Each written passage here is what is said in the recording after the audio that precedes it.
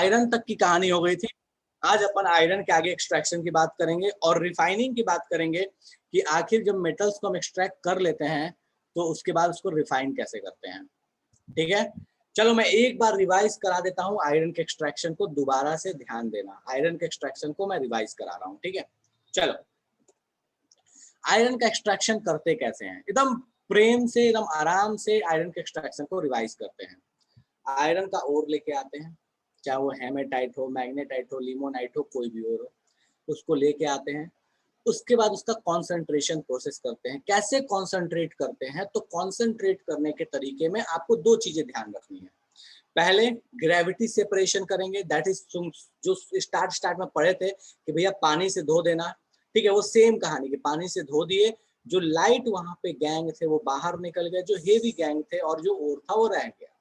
उसके बाद हमने उसको मैग्नेटिक सेपरेशन किया। मैग्नेटिक सेपरेशन से क्या हुआ कि जो एक्चुअल में ऑक्साइड और था वो हमको मिल गया। नेक्स्ट स्टेप क्या किया कि कैल्सिनेशन और रोस्टिंग दोनों एक साथ की। कैल्सिनेशन से क्या हुआ, कैल्सिनेशन से ये हुआ कि ओर में जो थोड़ा बहुत, जितना भी थोड़ा बहुत मॉइस्चर था, जो थोड़ा बहुत उसमें कोई ऐसी चीजें थी जो वोलेटाइल होती हैं, वो वहां से बाहर निकल गई, मॉइस्चर वहां से बाहर निकल गया। जब रोस्टिंग किए तो वहां पे अदर जितने भी तरह के गैंग्स थे, जैसे मान लो कुछ कार्बन का रहा हो, कुछ सिलिकॉन का रहा हो, कुछ सल्फर का रहा हो, वो क्या किए कि ऑक्साइड बना के वहां से बाहर निकल गए।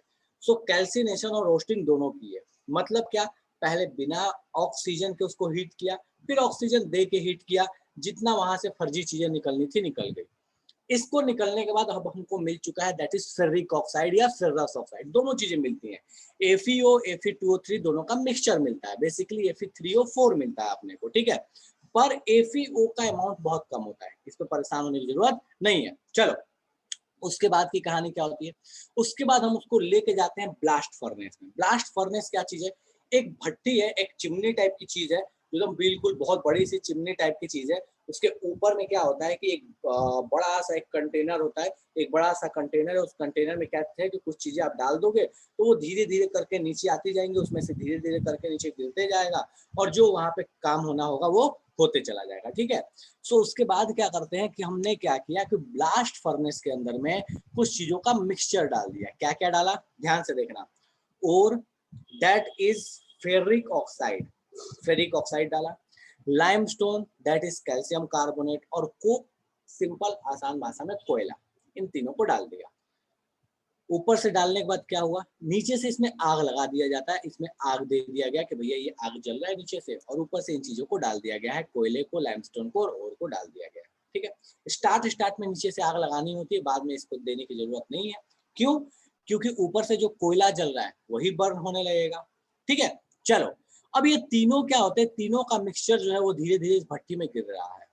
प्रोसेस समझना क्या होगा, एक लाइन में एकदम आसान भाषा में जो हमको देखना है, ये जो कोक है ये ऊपर में कार्बन मोनोऑक्साइड के फॉर्म में होगा। क्यों, क्योंकि इसके पास ऑक्सीजन की कमी है यहाँ पे। सो जब ये कार्बन जलेगा तो ये कार्बन मोनोऑक्साइड बनेगा, ना कि कार्बन डाइऑक्साइड बनेगा। ठीक है, जब नीचे यहाँ पे कहीं पे ये अगर कार्बन जलेगा तो ये कार्बन डाइऑक्साइड बनाएगा। दो चीजें, यहाँ जलेगा तो मोनोऑक्साइड, यहाँ जलेगा तो डाइऑक्साइड बनेगा। डन है। आयरन का ओर आ रहा है, आयरन के ओर के साथ क्या हुआ कि ऊपर वाले पोर्शन में, समझ लो ऊपर वाले पोर्शन में carbon monoxide as a reducing agent काम करेगा। कार्बन मोनोऑक्साइड क्या करेगा, इस ऑक्साइड के साथ, आयरन के ऑक्साइड के साथ रिएक्ट करेगा और इसको रिड्यूस करते चला जाएगा, इसको रिड्यूस करते चला जाएगा। मतलब पहले फेरिक ऑक्साइड से फेरस ऑक्साइड, फेरस ऑक्साइड से फिर आयरन। तो ऊपर वाले सेक्शन में क्या हुआ, ऊपर वाले सेक्शन में रिड्यूसिंग एजेंट कौन काम किया, CO काम किया, कार्बन मोनोऑक्साइड काम किया।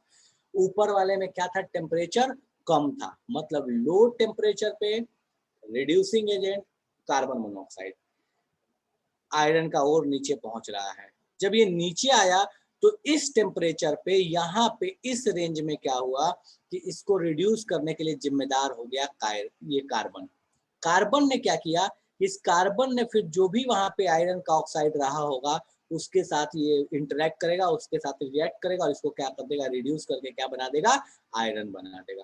तो हमको ध्यान क्या रखना है, दो रिड्यूसिंग एजेंट यहाँ काम करते हैं, CO भी, सी भी, मोनोऑक्साइड भी और सिर्फ कार्बन भी। हाई टेम्परेचर पे कार्बन, लो टेम्परेचर पे कार्बन मोनोऑक्साइड। ठीक है, ऊपर में कार्बन मोनोऑक्साइड, नीचे में कार्बन। ऊपर में कार्बन मोनोऑक्साइड कैसे ध्यान रहेगा, हमको पता है कि ऑक्सीजन का सप्लाई कम है, तो ऊपर में जो कार्बन जलेगा भी तो वो जल के मोनोऑक्साइड बना पाएगा, वो डाइऑक्साइड बनाने की संभावना नहीं है। ये कहानी अपने पास हो चुकी है। भट्टी है, कोई चीज जला रहे हो तो ऑब्वियस है कि भैया नीचे में जो है होगा, जो उसका हीट होगा, जो नीचे में टेम्परेचर रहेगा वो ज्यादा रहेगा, ऊपर में जो टेम्परेचर है वो कम रहेगा। सो यही आपके पास कहानी है आयरन के एक्सट्रैक्शन की। जब ये सारी कहानी होती है तो उसमें बात ये आती है कि भैया कैल्शियम कार्बोनेट क्यों डाला, ये लाइमस्टोन क्यों डाला। तो लाइमस्टोन इसलिए डाला क्योंकि यहाँ जो आयरन का ओर है उसमें एक गैंग जो साथ में अभी भी आया हुआ है, that is this silica, SiO2, जो अभी भी उसके साथ है। तो इस नालायक को अलग कैसे किया जाए, तो ये लाइमस्टोन क्या होगा, जब हीट होगा तो ये ब्रेक हो जाएगा और ब्रेक होके क्या दे देगा, कैल्शियम ऑक्साइड दे देगा, चूना दे देगा। ये जो चूना है, ये चूना क्या करेगा, रिएक्ट कर जाएगा सिलिकॉन ऑक्साइड के साथ, सिलिका के साथ रिएक्ट कर जाएगा और कैल्शियम सिलिकेट बना लेगा, जो कि एज अ स्लैग होगा। और स्लैग होते हुए ये क्या होगा, तो जहां पे आपके पास मोल्टेन आयरन कलेक्ट हुआ उसके ऊपर ये स्लैग तैरता हुआ मिलेगा इम्प्योरिटी के फॉर्म में। उसके ऊपर ये तैरता हुआ मिलेगा क्योंकि इसकी डेंसिटी कम होती है। इसको हम एक साइड अलग कर लेंगे और मोल्टेन आयरन को एक साइड अलग कर लेंगे। ठीक है, अब यहाँ, हाँ, यहाँ जो कहानी अपने पास है कि जो मोल्टेन आयरन मिलता है that is a pig iron. Pig iron is a घटिया क्वालिटी का आयरन। घटिया क्वालिटी का आयरन का मतलब क्या है, उसमें कार्बन का परसेंटेज बहुत ज्यादा होता है। ठीक है, सो इसको फिर क्या करना पड़ता है, इस पिग आयरन को पहले तो प्यूरिफिकेशन करना ही है, ऑब्वियस है। और प्यूरिफिकेशन करने के बाद कुछ और भी हमको आयरन के फॉर्म्स मिलेंगे, उनको हम प्रैक्टिकल लाइफ में यूज करते हैं, इस पिग आयरन को यूज नहीं करते। पर एक एग्जांपल मैं आपको बताता हूँ तो उससे आप पिग आयरन को रिलेट कर सकते हो। कुछ आयरन की चीजें ऐसी होती हैं जिसको बोलते हैं कि अगर वो टूट जाए तो आप उसको वेल्डिंग नहीं करा सकते। ठीक है, फॉर एग्जाम्पल जैसे सीविंग मशीन जो होता है, सीविंग मशीन अगर किसी घर में यूज होता हो तो जो उसके पैंडल है, अगर वो पैंडल टूट जाए तो उसकी वेल्डिंग कराना मुश्किल है। क्यों, क्योंकि वो बनाया जाता है पिग आयरन से, घटिया क्वालिटी के आयरन से बनाया जाता है उसको। अगर आपको पता हो, अगर कभी मतलब जहाँ पे आयरन वायरन का काम होता है, अगर वहाँ जाओगे तो वहाँ पे एक चीज होती है, एग्जैक्टली उसको क्या बोलते हैं इंग्लिश में मुझे ध्यान नहीं है वर्ड, बट उसको हिंदी में रेती बोलते हैं। मतलब उसमें ऐसा क्या होता है ना, उसको रब करने के लिए यूज किया जाता है। आप सुनार लोग के पास जाओगे तो वो भी क्या करते हैं, गोल्ड की ज्वेलरी जो बनाते हैं उसमें शेप जो देते हैं, उसमें अगर कहीं पे मान लो कि जोड़ा गया तो वहाँ पे जो मतलब ऊपर नीचे हो गया तो उसको रब करते हैं, तो दैट इज नोन एज रेती। तो जो बड़े बड़े रेती होती हैं, मुझे ये एग्जाम्पल इसलिए याद है क्योंकि मैंने तोड़ा है इसको। ठीक है, तो जो रेती होती है अगर वो टूट जाए तो उसको भी आप वेल्डिंग नहीं करा सकते क्योंकि वो बनाया जाता है पिग आयरन से। तो घटिया क्वालिटी का आयरन होता है, दिस इज पिग आयरन। इसको फिर बाद में हम कन्वर्ट करते हैं बेटर क्वालिटी के आयरन में। ठीक है, तो ये कहानी अपने पास हो गई आयरन के एक्सट्रैक्शन की। CaO को नहीं डाल सकते, बिल्कुल यहाँ CaO को डाल सकती है, कोई मना नहीं है, तो यहाँ सीधे चूना डाल लो। लेकिन समस्या ये है कि चूना हमको मिलेगा, भैया हमको लाइमस्टोन लेना है, उससे चूना बनाना है, फिर हम उसको डालेंगे। तो हम एक महंगे चीज को डालेंगे तो जाके हम काम करा पाएंगे। उससे अच्छा है कि हम सस्ते चीज को डाल के भी अगर सेम काम हो रहा है तो क्यों ना करा लें। इसलिए वहां पे कैल्शियम ऑक्साइड के बजाय कैल्शियम कार्बोनेट डाल देते हैं क्योंकि ये सस्ता है, आसानी से अवेलेबल है। ठीक है, सो ये कहानी अपने पास है कि भैया आयरन का एक्सट्रैक्शन कैसा होता है। ठीक है, कंपाउंड नहीं होता पिग आयरन। पिग आयरन एक क्या है, आयरन का एक घटिया क्वालिटी है जिसमें कार्बन का परसेंटेज बहुत ज्यादा है, उसमें कार्बन बहुत ज्यादा डिजोल्व रहता है। और भी सारी चीजें होती हैं बट कार्बन बहुत ज्यादा डिजोल्व होता है, इसलिए हम उसको क्या बोलते हैं, पिग आयरन बोलते हैं। ठीक है, हाँ, पिग आयरन का गैस वेल्डिंग किया जा सकता है, पर वो जो एक ऐसे रॉड लगा के जो वेल्डिंग करते हैं वो तो बहुत मुश्किल है, वो नहीं हो पाती। मेल्ट करके भले इसको जोड़ा जा सकता है। ठीक है, सो ये कहानी है मेनली। ने को उससे मतलब नहीं है कि जोड़ सकते हैं नहीं जोड़ सकते, अपना काम क्या है कि भैया कौन सा आयरन मिला। ठीक है, सो ये अपने पास कहानी हो गई आयरन के एक्सट्रैक्शन की। चलो फटाफट से बताओ क्या डाउट है, बोलो निधि। सर ये आप बोले हाई टेम्परेचर पे कार्बन रिड्यूस करते, तो सर हाई टेम्परेचर मतलब कितना? सर इसमें तो दिया है कि ये दिया है ना, ये दिया है ना, ये दिया है ना, ये दिया है ना, आपकी क्या चाहती है? सर मतलब 900 से 500 केल्विन पे तो वो सर CO से ही रिड्यूस हो रहा है। तो मतलब कार्बन से वो उससे भी ज्यादा टेम्परेचर जब रहेगा तब वो केवल कार्बन से रिड्यूस्ड हो जाएगा। यहाँ देख carbon plus FeO giving Fe plus CO, ये कौन सा टेम्परेचर है तेरे पास? तो ये बर्निंग ऑफ कोक है, मतलब ये वाला रेंज है। तो मान ले 1700-1800 का जो रेंज है, इस रेंज में तेरे पास क्या होगा, ये कार्बन से रिड्यूस होगा। ऊपर का जो रेंज है मतलब 700, 800, 900 वाला जो रेंज है, वहां पे किससे रिड्यूस होगा? CO से। CO से। ठीक है, सर स्पॉन्जी आयरन क्या होता है? इसी पिग आयरन को ही बोलते हैं स्पॉन्जी आयरन। ये थोड़ा सॉफ्ट होता है क्योंकि यहाँ पे बबल्स होते हैं बीच में, तो पिग आयरन के लिए ही वर्ड यूज करते हैं, दैट इज स्पॉन्जी आयरन। ठीक है, दोनों मतलब सेम ही है, स्पॉन्जी हाँ आयरन और पिग हाँ आयरन। हाँ हाँ, बिल्कुल बिल्कुल। ठीक है, चलो यस सर। ठीक है। पिग आयरन का कोई फिजिकल डिमेरिट और भी? पिग आयरन पे क्या है रिसर्च करना? देखो पिग आयरन मतलब ऐसे समझ लो जो घटिया क्वालिटी का आयरन है, घटिया क्वालिटी का आयरन को आप शेप एंड साइज बहुत ज्यादा नहीं दे सकते, इसकी सीट्स नहीं बन सकती, पतले पतले जो सीट हैं वो नहीं बन सकता। इसके जब भी बनेंगे तो रॉड्स टाइप की चीजें बन सकती हैं, लेकिन सीट विट चाहो बना ले तो वो नहीं बन सकता। इससे चाहोगे कोई एलॉय बना ले तो वो भी बनाना पॉसिबल नहीं है। सो ये आपके पास कहानी हो गई रिगार्डिंग आयरन की। कोई और कष्ट है तो बता, फटाफट से बताओ, अपन उस पर बात करें फिर आगे बढ़ें। हाँ जी, ऐसा कोई एलिमेंट जिसका एक्सट्रैक्शन डिट्टो, ऐसा कोई भी एलिमेंट नहीं है जिसका एक्सट्रैक्शन बिल्कुल इसी तरीके से होता हो। ठीक है, सारे एलिमेंट्स के लिए एक्सट्रैक्शन अलग अलग होता है, वरना क्या ही था, एक इंडस्ट्री में था और सारे मेटल निकाल लो, तो ऐसा तो हो नहीं सकता। ठीक है, तो बस डिट्टो होने वाला कोई भी नहीं है। पर हाँ ठीक है, ये बात सही है कि मिलता जुलता प्रोसेस हो सकता है, पर डिट्टो हो ऐसा कोई भी नहीं है। ठीक है,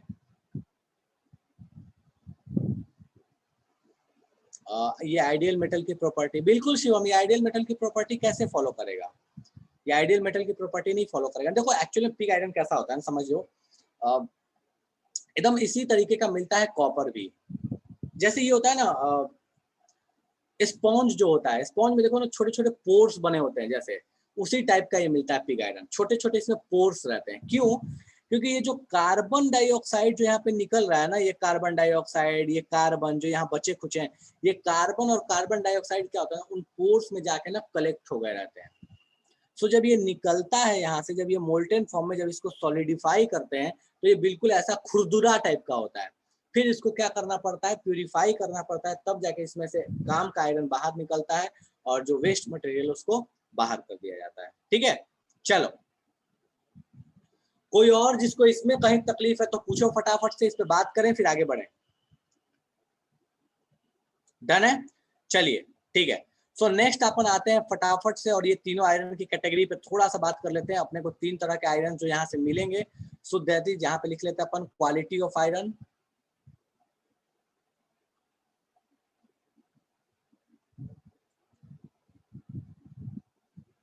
ठीक है, जो आपको मिला, जो एकदम बिल्कुल स्टार्ट में यहाँ से मिला है, ठीक है, that is a pig iron. Pig iron की कहानी क्या है? सो पिग आयरन की कहानी ऐसी है, इसमें लगभग 3 से 4% कार्बन रहता है। पिग आयरन जो होता है उसमें 3 से 4% का, एक सेकंड रुक जाओ, जिसके डाउट है रुक जाओ, पहले मुझे लिख लेने दो, ठीक है, उसके बाद पूछ लेना। तो पिग आयरन में क्या होता है कि 3 से 4% लगभग कार्बन होता है। This is the story of pig iron. ठीक है, इसके बाद क्या करते हैं, जब इसको प्यूरिफाई करते हैं, सो इसको प्यूरिफाई करने के बाद एक दूसरे कैटेगरी का आयरन मिलता है जो थोड़ा इससे बेटर होता है और जिसका यूज बहुत ज्यादा किया जाता है। जैसे जो घरों में जो रॉड्स लगते हैं, जो सरिया लगता है, वो भी जो बनता है, that is the form of cast iron. तो जो सेकेंड टाइप है that is known as cast iron. तो थोड़ा ये इससे बेटर कैटेगरी का होता है ये कास्ट आयरन। सो इसमें अपने पास होता है लगभग 2% के आसपास का कार्बन।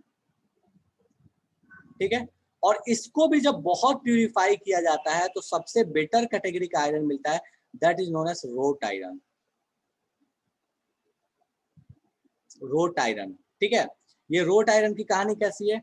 तो इसमें बहुत कम अमाउंट ऑफ कार्बन होता है, लगभग 0.25 या 0.25 से लेके 0.5% के रेंज में यहाँ पे कार्बन होता है। तो फटाफट से लिख लेते हैं अपन यहाँ पे, लगभग 0.25 से लेके 0.5% के रेंज में। अब ये जो डेटा है ये एक एक्सपेक्टेड डेटा है, ऐसा नहीं है कि कोई हार्ड एंड फास्ट रूल है, कहीं पे बोल दिया कि भैया 5% है तो पिग आयरन नहीं होगा, ऐसा रोना मत लगना। ठीक है, इसमें डिपेंड इस बात पे भी करता है कि अदर इम्प्योरिटीज कैसी हैं।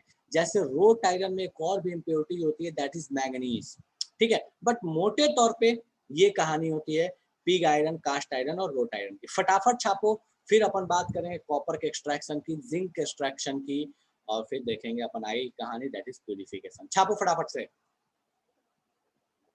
जल्दी जल्दी छापो। बोलो रिया, क्या डाउट है?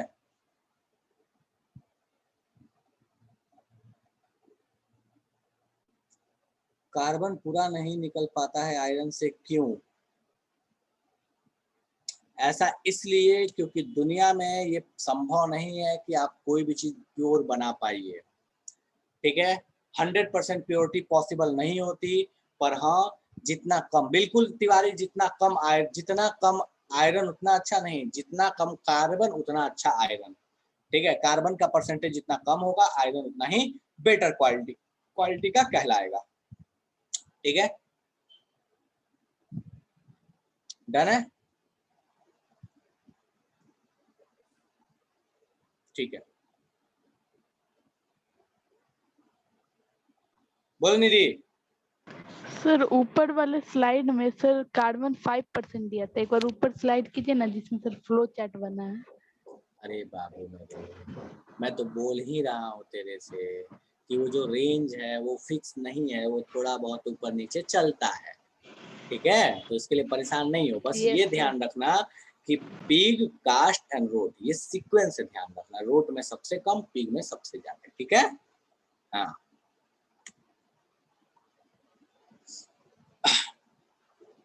ये कोई हार्ड एंड फास्ट रूल नहीं है कि इतना परसेंट ही होगा, उसमें अदर इम्प्योरिटीज को भी देखना पड़ता है। और ऐसा नहीं है कि रोट आयरन बस एक अकेला क्वालिटी इसमें प्योर फॉर्म मिल गया, रोट आयरन के भी बहुत सारे डिविजन है, बहुत सारे, ठीक है। किसी मेटल में कार्बन का अमाउंट कम होगा तो वो बेटर क्वालिटी का मेटल होगा। और वैष्णवी ऐसा है ना कि किसी और मेटल में बेटा कार्बन का अमाउंट ना के बराबर होता है या नहीं होता है, ये आयरन ही है जिसमें कार्बन का अमाउंट अच्छा खासा होता है, ठीक है। और बहुत कम मेटल्स हैं जिसमें कार्बन होता भी है।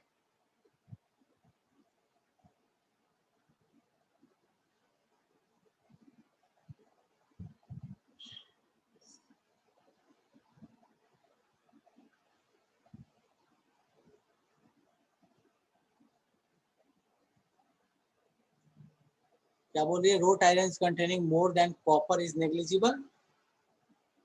रोट आयरन स्टील के सिमिलर होता है, बिल्कुल बिल्कुल आ रही। रोट आयरन को ही हम कॉमन लैंग्वेज में स्टील बोलते हैं, that is road iron, not stainless steel. Steel जो बोलते हैं रोट आयरन का बोलते हैं। आयरन पिलर में भी ऑफ रोट आयरन, कौन सा भाई आयरन पिलर तू बात कर रहा है? दिल्ली वाला जिसमें जंग नहीं लगता?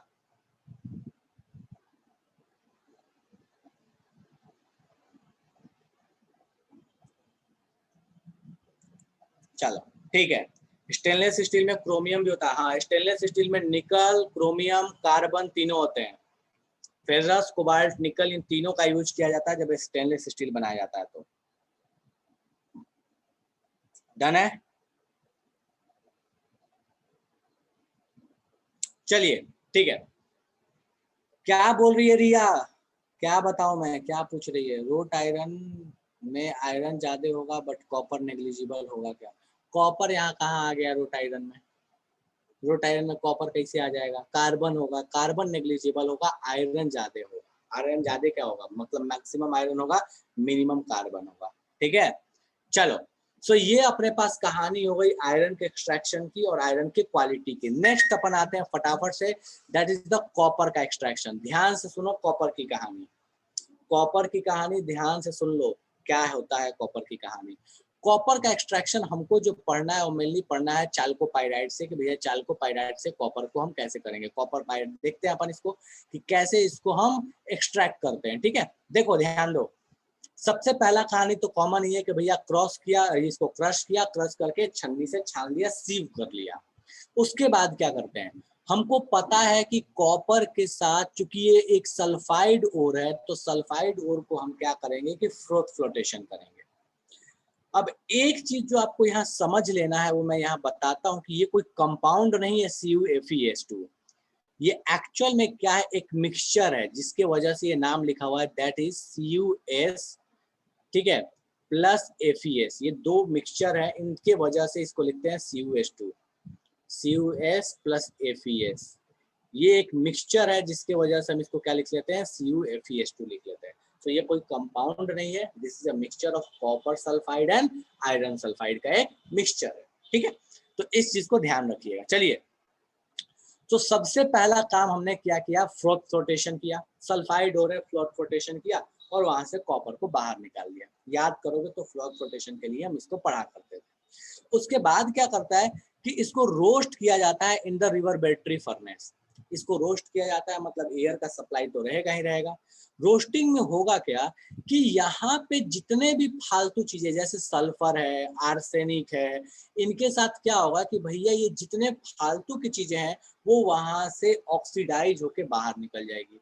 और जो आपके पास ये कॉपर का भी जो ये CuFeS2 है ना, ये जो मिक्सचर है, ये ऑक्सीजन के साथ जब रिएक्ट होगा तो इसकी कहानी क्या होगी कि भैया यहाँ पे भी ये Cu2S, FeS और SO2 बन के ये ब्रेक हो जाएगा। तो अपने को यहाँ से क्या मिला, हमको बस ये ध्यान रखना है कि भैया रोस्टिंग जब किए तो हमको मिल गया Cu2S और FeS, ये दो चीजें हमको मिल गई।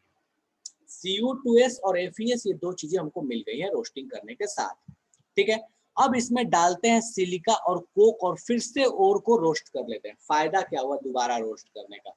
दोबारा रोस्ट करने का फायदा ये हुआ कि मैंने आपको थोड़े दिनों पहले लास्ट से लास्ट क्लास में बताया था कि भैया अपने पास ये जो आयरन है, ये आयरन एज अ गैंग होता है जब हम कॉपर को एक्सट्रैक्ट करते हैं। कैसे? तो ये जो FeS है, ये FeS क्या होने वाला है कि चूंकि हम इसको और भी हीट कर रहे हैं ऑक्सीजन के साथ, तो ये FeS जो है ये O2 के साथ रिएक्ट करके FeO भी बन जाएगा। और ये जो FeO है, ये FeO क्या है, एक तरीके का गैंग है जिसको अलग करने के लिए SiO2 का इस्तेमाल करना पड़ता है। SiO2 अपने पास क्या होता है, एक फ्लक्स होता है। दो चीजें पढ़े थे। एक जगह में हमने पढ़ा था कि SiO2 जो होता है वो क्या होता है, अपने पास गैंग होता है। किस केस में? आयरन के केस में, आयरन के एक्सट्रैक्शन में। जब हम कॉपर का एक्सट्रैक्शन पढ़ रहे हैं तो यहाँ पे FeO गैंग है और SiO2 जो है वो क्या है, अपने पास फ्लक्स है जो यहाँ पे FeSiO3 बना के इस नालायक FeO को अलग कर दिया, ठीक है। चलो आगे की बात करते हैं। उसके बाद क्या किया गया, उसके बाद इसको लेके आते हैं बेसेमर फर्नेस में। समझो इस चीज को, ऊपर में दो वर्ड यूज किए गए हैं, दैट इज रिवर्बरेटरी फर्नेस क्या होता है। सो देखो, रिवर्बरेटरी फर्नेस एक तरह का ऐसा भट्टी है, एक ऐसी भट्टी समझ लो जिसमें क्या होता है ना कि कल किसी ने और ने भी मुझसे पूछा था ये बात। जैसे अपने पास ये रूम है, मान लो कोई रूम है, रूम में क्या करते हैं कि मेटल को रख दिया, चारों ओर से जो वॉल्स हैं उन वॉल्स को गर्म किया जाता है, ना कि रूम में सीधे आग दे दिया जाता है। चारों ओर से वॉल्स को गर्म किया जाता है और उसके अंदर में फिर ऑक्सीजन की सप्लाई की जाती है, तब जाके ये रिएक्शन होता है। सो उस फर्नेस को हम बोलते हैं रिवर्बरेटरी फर्नेस। चारों तरफ से रूम को हीट दिया गया, वॉल के थ्रू हीट दिया गया, उसको डायरेक्ट हीट का सप्लाई नहीं किया गया, ठीक है। बाद में फिर ऑक्सीजन के साथ हीट किया जा रहा है, कार्बन भी वहाँ थोड़ा बहुत प्रेजेंट रहता है। ये कार्बन प्रेजेंट रहता है तो that is this step is known as second step roasting के बाद, दैट इज स्मेल्टिंग। कि भैया हमने बोल दिया कि ये स्मेल्टिंग है। इसके बाद अपने पास कहानी क्या है कि भैया FeS तो जो रिएक्ट करके यहाँ पे FeO बनाया, FeO जो है वो FeSiO3 बना लिया, सेम यही वाली रिएक्शन है, ठीक है। उसके बाद क्या हुआ कि Cu2S जो है ये ऑक्सीजन से रिएक्ट करके Cu2O बना लिया और ये Cu2O फिर Cu2S के साथ Cu बना लिया। याद करो, this reaction is auto reduction. हमने पढ़ा था कि कॉपर में क्वालिटी होती है। कॉपर क्या है, कॉपर का सल्फाइड और कॉपर का ऑक्साइड खुद से ही रिएक्ट करके क्या करेगा, ऑटो रिडक्शन कर देगा और अपना काम बन जाएगा। सो यहाँ पे हो गया कॉपर का ऑटो रिडक्शन। कॉपर के ऑटो रिडक्शन के बाद हमको मिलता है ब्लिस्टर कॉपर। ये ब्लिस्टर कॉपर की कहानी क्या है, ये बिल्कुल आयरन जैसा है। ब्लिस्टर का मतलब होता है बुलबुला टाइप, ठीक है। तो ये जो कॉपर मिलता है, ये कॉपर क्या होता है, एक बुलबुले टाइप का, उसमें मतलब छोटे छोटे पोर्स रहते हैं, बुलबुला जैसे रहता है, जैसे वो होता है ना फोम होता है, वो फोम टाइप वाली कहानी मिलती है, जिसको बोलते हैं ब्लिस्टर कॉपर।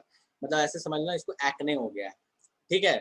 इसको एक्ने हो गया तो हम बोलते हैं कि ये ब्लिस्टर कॉपर है, ठीक है। उसके बाद इस ब्लिस्टर कॉपर को फिर क्या किया जाता है, इलेक्ट्रोलिटिक रिफाइनिंग किया जाता है और इससे इसको प्यूरिफाई कर लिया जाता है। ये इलेक्ट्रोलिटिक रिफाइनिंग अभी अपन आगे पढ़ेंगे तो पता चलेगा कि ये कैसे करते हैं, तो ये स्टेप पे आपको ध्यान नहीं देना। सो आपके पास ये कहानी हो गई पूरे कॉपर के एक्सट्रैक्शन की। मैं इसको शॉर्ट फॉर्म में इसके साइड में लिख देता हूँ, ये आपके पास लॉन्ग फॉर्म है, इसको शॉर्ट फॉर्म करके मैं थोड़ा साइड में लिख देता हूँ जो आपको ध्यान रखना है। बाकी आपको लॉन्ग फॉर्म में ये सारे रिएक्शन यहाँ पे दिए हुए हैं, ठीक है। तो मैं फटाफट से लिख देता हूँ क्या करना है। सो आपके पास सबसे पहले और था दैट इज CuFeS2। इसको सबसे पहला स्टेप है दैट इज फ्रोथ फ्लोटेशन कर लेना। तो इसको क्या किया, फ्रोथ फ्लोटेशन कर लिया, ठीक है। फ्लोथ फ्लोटेशन करने के बाद हमको क्या मिल गया, तो हमको एक और मिल गया दैट इज कॉन्सेंट्रेटेड और। कॉन्सेंट्रेटेड और मिलने के बाद इसको क्या कर लेना है, सेकेंड स्टेप है दैट इज इसका रोस्टिंग कर लेना। मतलब फ्लोथ फ्लोटेशन किया तो ये अपने को क्या मिल चुका, तो ये अपने को मिल चुका है CuFeS2 मिल चुका है अपने पास। इसके बाद इसको क्या कर लेना, अपने को रोस्ट कर लेना। बिल्कुल आसान भाषा में, थोड़ा सिंप्लीफाइड फॉर्म में ये लिख दे रहा हूँ मैं, ठीक है। तो इसको क्या करना है, रोस्ट कर लेना है। मतलब CuFeS2 प्लस O2, इसको रोस्टिंग कर लिया। सो रोस्टिंग करने के बाद इसकी कहानी क्या है, तो ये कुछ बन जाएगा इस तरीके का, दैट इज ये हो गया Cu2O plus FeO, final roasting है ये, ठीक है, प्लस SO2, ये रोस्ट हो गया इसका, ठीक है। इसको रोस्टिंग कर लिया। रोस्टिंग करने के बाद क्या किया, इसकी स्मेल्टिंग की गई, स्मेल्टिंग, ठीक है। स्मेल्टिंग में क्या हुआ, ये जो आयरन था, ये आयरन जो था FeO जो था, ये क्या हो गया कि ये सिलिका के साथ रिएक्ट किया और रिएक्ट करने के बाद इसने क्या दे दिया, तो ये दे दिया FeSiO3, ठीक है।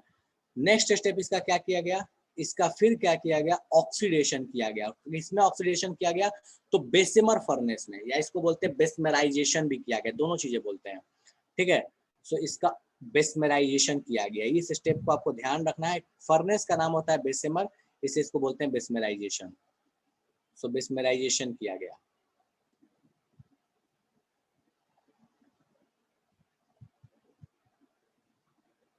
बेसमराइजेशन किया गया।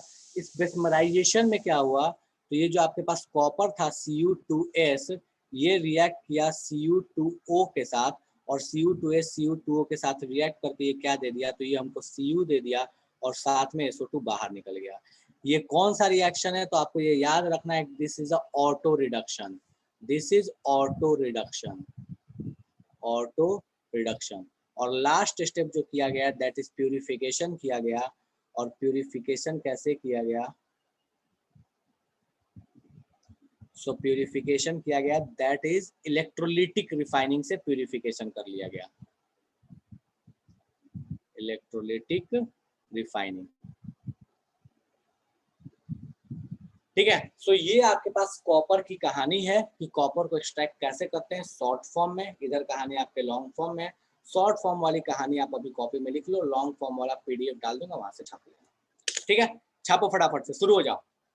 इंपॉर्टेंट चीज क्या क्या है यहाँ पे, पहला फ्रोथ फ्लोटेशन का इस्तेमाल, दूसरा गैंग कौन सा होता है FeO, तीसरा स्मेल्टिंग जब करते हैं या बेसिमर फर्नेस में जब इसको लेके जाते हैं तो किस तरह का रिडक्शन होता है, कॉपर को रिड्यूस करने के लिए किसका इस्तेमाल होता है, तो कॉपर ऑटो रिडक्शन शो करता है, सल्फाइड और ऑक्साइड खुद से रिएक्ट करके कॉपर दे देते हैं, काम खत्म, ठीक है। छापो फटाफट से, छापो फटाफट से, फिर अपन आगे की कहानी पे बात करेंगे, ठीक है।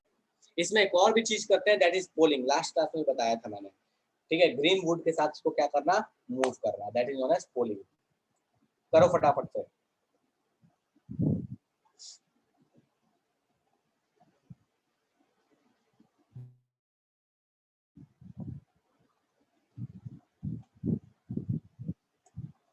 बबल किस एलिमेंट की वजह से, किसी एलिमेंट की वजह से नहीं बनता, वहां SO2 जो निकलता है उसके वजह से बनता है बबल, किसी एलिमेंट की वजह से नहीं बनता।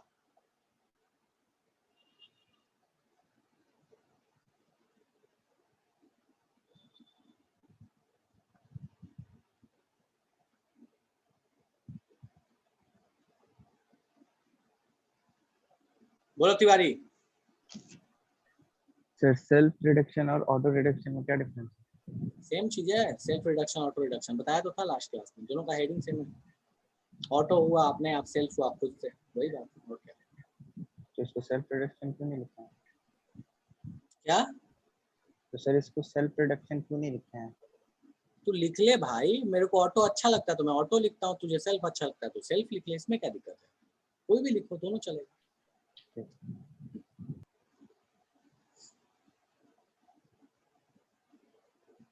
इसका फर्नेस क्यों चेंज करते हैं, अलग अलग फर्नेस में अलग अलग काम होता है। कल्याणी तू मुझे एक बात बता, चावल को तू कढ़ाई में क्यों नहीं बनाती है? चावल कढ़ाई में बनता है क्या?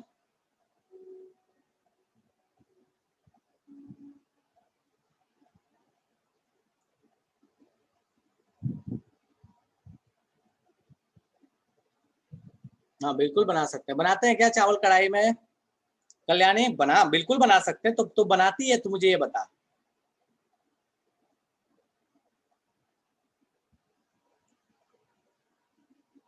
नहीं बनाती है, क्यों? बना तो सकते हैं, क्यों नहीं बनाते हैं?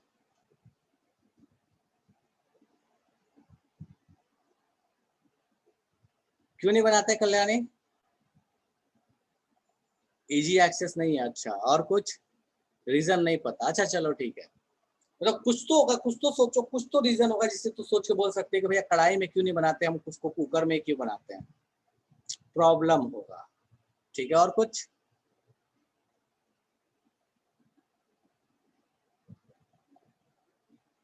टाइम लगेगा, कुकर चारों तरफ से हीट कर देगा, चॉइस है, इजीली पक जाएगा।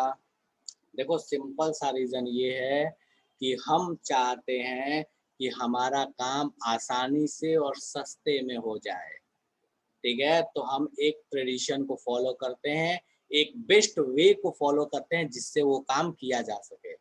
This is the best way जिससे ये काम किया जाता है, जिसमें एक्सपेंडिचर कम आता है और आसानी से काम होता है। तो इसलिए यहाँ पे ये सवाल नहीं है कि ये ऐसे नहीं करके ऐसे क्यों नहीं कर देते, ठीक है, ये क्यों नहीं कर देते का सवाल मैंने शुरू में बोला था चैप्टर स्टार्ट में कि इसमें ये तुम नहीं कह सकते कि अच्छा इसके बजाय ये कर दो, ये कर दो, तो ये क्यों नहीं कर देते? ये इसलिए नहीं कर देते क्योंकि हो सकता है कि वो जो इसलिए करने जाते हैं उसमें महंगा ज्यादा पड़ता, तो इसलिए हम इसको ऐसे ही करते हैं, ठीक है। बोलो निधि। सर जब आप पढ़ाए थे रोस्टिंग तो उसमें सर आप थोड़ा सा ये कॉपर का बताए थे, उसमें सर एक लाइन लिखवाए थे कि अगर if the ore contains iron it is mixed with silica before heating, मतलब सर रोस्टिंग के पहले ही उसको सिलिका के साथ मिक्स कर देते हैं। देख सुन, ये जो पूरा प्रोसेस है ना, ये जो पूरा प्रोसेस है रोस्टिंग एंड स्मेल्टिंग का, ये दोनों एक ही साथ हो रहा होता है, दैट इज रिवर्बरेटरी फर्नेस में। Yes sir. ठीक है, तो ये दोनों अलग प्रोसेस नहीं है, ऐसा नहीं है कि दोनों को अलग अलग किया गया है। दोनों में क्या कहानी है, ऑक्सीजन को दिया गया है, रिएक्शन करा, तुझे मैं दिखाता हूँ यहाँ पे, देख यहाँ पे तुझे दिखेगा, कहाँ गया कहानी, ठीक है, यहाँ देख तुझे दिख रहा है कि यहाँ ऑक्सीजन का सप्लाई करके Cu2s बना और FeS बना।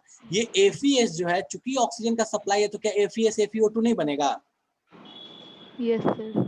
बनेगा, FeO2 बन के FeO अलग। अच्छा, अब जब FeO बन गया तो हमको इसको अलग भी करना पड़ेगा, तो क्या हमको SiO2 नहीं डालना पड़ेगा?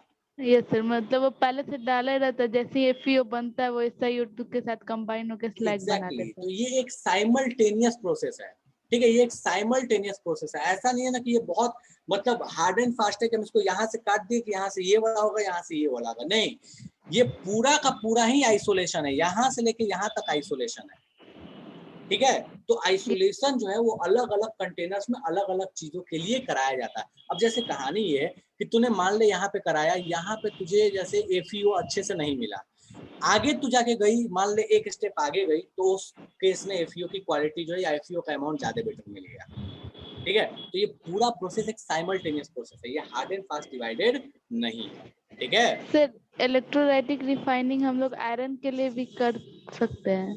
कर सकते हैं बट करते नहीं है। रीजन क्या है, तो आयरन जो होता है वो बहुत आसानी से कोरोड हो जाता है, जब हम उसको तो वाटर सर में डालेंगे तो उसको प्योर कैसे करते हैं, वो प्योर फॉर्म में कैसे आता है? आयरन को प्यूरिफाई कैसे करते हैं? Yes sir. चलो ठीक है, मैं समझा दूंगा थोड़ी देर में, ठीक है, पहले इसको देख लेते हैं, मैं थोड़ा रिफाइनिंग बताता हूँ। रिफाइनिंग जब पढ़ेंगे तो मैं समझाऊंगा कि आयरन को प्यूरिफाई कैसे करते हैं, ठीक है। याद दिला देना, सिलेबस में नहीं है पर मैं बता दूंगा, ठीक है। सर वो बेसमेरी से सुन कर एक बार स्पेलिंग बता दीजिए। बेसिमराइजेशन यहाँ पे तुझे लिखा हुआ है ना, देखना यहाँ पे, ठीक है। यस सर, हो जाएगा। ठीक है, करो फटाफट से।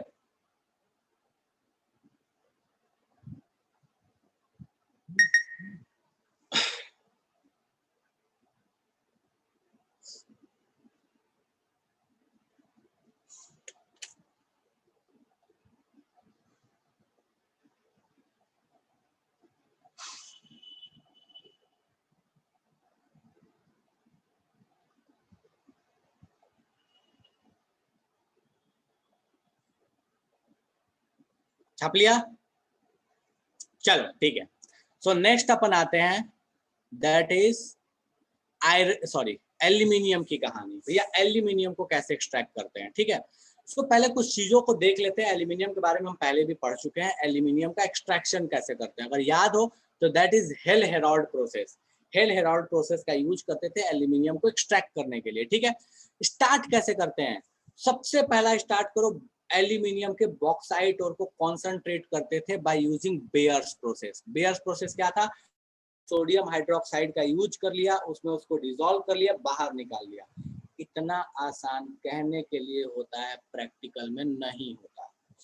प्रैक्टिकल में ये जो स्टेप है बेयर्स प्रोसेस, ये मल्टी स्टेप प्रोसेस है। इसमें एक अंदर में भी एक प्रोसेस आता है, बेयर्स का ही एक सब पार्ट है, that is known as Serpeck process, ठीक है।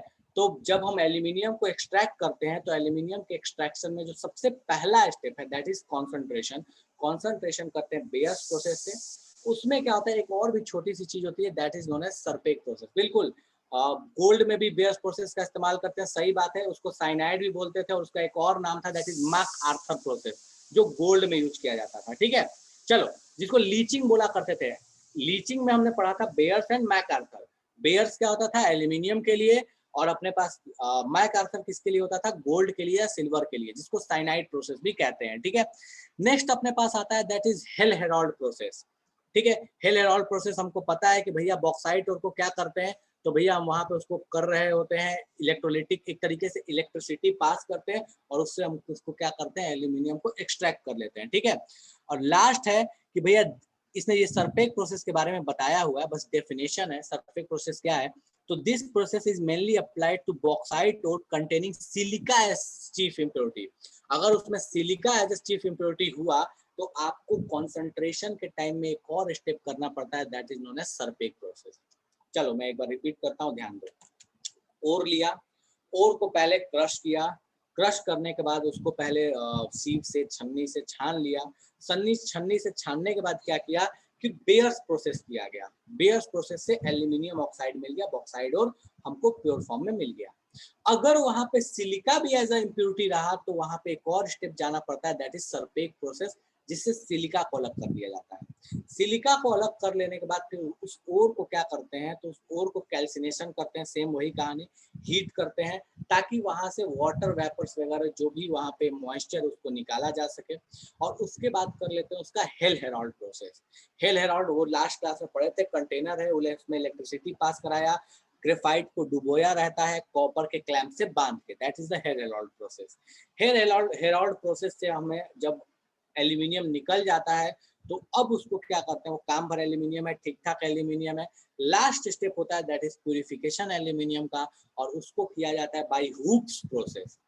हुप्स प्रोसेस से एल्यूमिनियम को प्यूरिफाई कर लेते हैं। तो इसमें बहुत तरीके के प्रोसेसेस हैं, फटाफट से देखते हैं इसकी कहानी कैसी। अब इसको लिखना मत, पहले मैं सारी चीजें दिखा दूं, ठीक है। देखो ये है अपने पास एल्यूमिनियम की कहानी कि एल्यूमिनियम को एक्सट्रैक्ट कैसे किया जाता है, ठीक है। चलो, सो सबसे पहली कहानी है दैट इज कि भैया इसको क्या किया गया, लाया गया, इसको तोड़ ताड़ के लाया गया ओर को, उसके बाद बेयर्स प्रोसेस किया गया। बॉक्साइट ओर को क्या किया गया कि भैया इस बॉक्साइट ओर को पहले रोस्ट किया गया, पहले हीट किया गया, ताकि वहां से जो भी इम्प्योरिटी हीटिंग की वजह से निकल जाए उसको बाहर निकाल लो, साथ में ये जो H2 है ये भी बाहर निकल जाए। उसके बाद ये जो रोस्टेड ओर है NaOH के साथ ट्रीट किया गया, that is leaching, specifically bears process. यहाँ पे आपको मिल गया सोडियम एल्यूमिनेट, फिर इसका हाइड्रोलिसिस किया गया, ये आपको एल्यूमिनियम हाइड्रोक्साइड PPT के फॉर्म में मिल गया। ये बेयर्स प्रोसेस का थोड़ा लंबा चौड़ा सा प्रोसीजर है कि ये लंबा चौड़ा बिल्कुल कैसे करते हैं। अब होता क्या है कि अगर वहां पे सिलिका प्रेजेंट रहा तो सिलिका नालायक है, वो जल्दी निकलता नहीं है। तो सिलिका को निकालने के लिए इस बॉक्साइट ओर को एक और स्टेप से पास कराना पड़ता है, that is N2, bauxite ore और कोक, इन तीनों को हीट किया जाता है बहुत हाई टेम्परेचर पे। सो ये बन जाता है एल्यूमिनियम नाइट्राइड।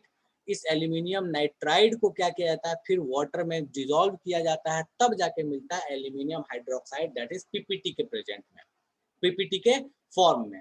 ठीक है, सो यहाँ तक ये लेके ये पूरा का पूरा जो ये प्रोसेस है यहाँ से लेके यहाँ तक, this is concentration, this is concentration. ऐसा नहीं है कि एक स्टेप में कॉन्सेंट्रेशन हो जाता है हमेशा, नहीं भैया, पूरा का पूरा प्रोसेस है जिसमें कॉन्सेंट्रेशन किया गया। कॉन्सेंट्रेशन के बाद आता है इसका एक्सट्रैक्शन वाली कहानी। अब एक्सट्रैक्शन कैसे करते हैं, सो यहाँ पे जो ये एल्यूमिनियम हाइड्रोक्साइड मिला है इसको फिर किया जाता है कैल्सिनेशन, ताकि यहाँ से वाटर बाहर निकल जाए। यहाँ से वाटर बाहर निकला तो ये मिल जाता है हमको aluminium oxide, that is anhydrous alumina, मतलब यहाँ से वाटर बाहर निकल चुका है। ठीक है, इसके बाद इसको क्या करते हैं, फिर करते हैं this is electrolytic reduction, that is hello Herald process, जिसमें कि एनोड को यूज किया जाता है एज अ ग्रेफाइट रॉड, और कैथोड होता है कार्बन की लाइनिंग जो अंदर में देते थे, या फिर लेस रिएक्टिव मेटल की लाइनिंग। यहाँ पे क्या होता है कि एल्यूमिनियम ऑक्साइड जो इलेक्ट्रोलिसिस करके एल्यूमिनियम देता है और साथ में ऑक्सीजन दे देता है। ठीक है, अब ये जो एल्यूमिनियम है ये बहुत अच्छा खासा प्योर है। उसके बाद इसको करते हैं electrolytic refining through hoops process. Hoopes process के थ्रू इसको इलेक्ट्रोलिटिक रिफाइनिंग करते हैं और फाइनली मिल जाता है एल्यूमिनियम। हुप्स प्रोसेस आपके सिलेबस में नहीं है, किसी को जानना हो तो फुर्सत में बैठना, मैं बता जरूर दूंगा, बट आपके सिलेबस में दूर दूर तक नहीं है, एडवांस वाले में भी नहीं पूछा जाता।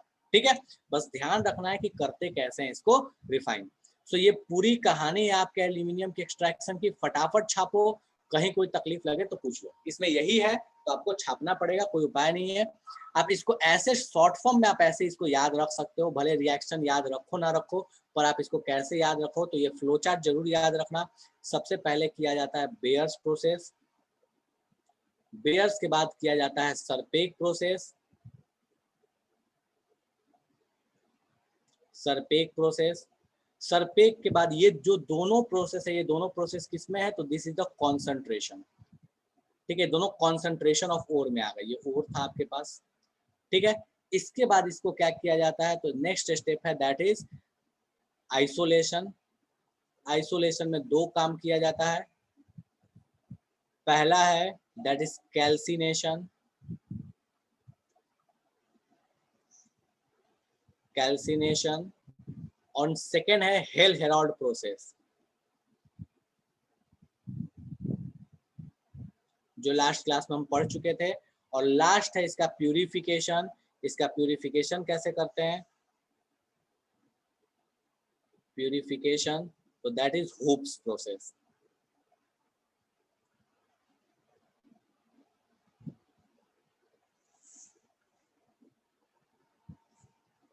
हुप्स प्रोसेस का भी जो सेटअप होता है वो बिल्कुल हेल हेराल्ड के जैसा ही होता है, थोड़ा सा बस उससे अलग होता है, बाकी मोटे तौर पे हेल हेराल्ड के जैसा ही होता है। सो ये आपके पास कहानी हो गई एल्यूमिनियम के एक्सट्रैक्शन की। फटाफट से छापो जल्दी जल्दी। जो लॉन्ग फॉर्म है इसको आप आराम से घर पे लिख लेना, मैं पीडीएफ डाल दूंगा, वहां से छाप लीजिएगा। बाकी शॉर्ट वाले फॉर्म को, इस फ्लो चार्ट को जल्दी से नोट डाउन करो।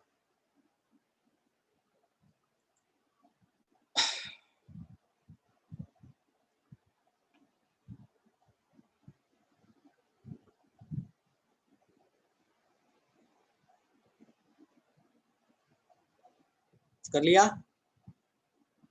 ऊपर से FU, हाँ वो FU एज ए इम्प्योरिटी रहता है, तो रोस्ट करने से FU वहां से बाहर निकल गया, Fe2O3 बना दिया, वहां से उसको बाहर निकाल दिया।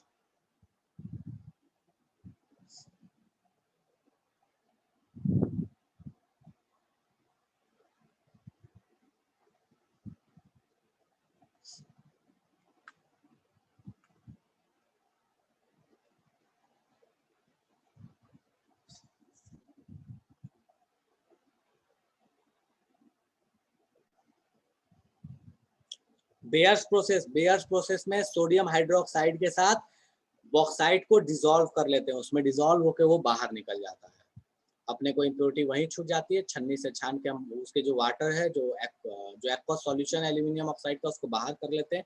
फिर वहां से फिर उसको हम क्या कर लेते हैं कि पीपीटी बनाते हैं, पीपीटी बना के उसको अलग कर लेते हैं। ठीक है।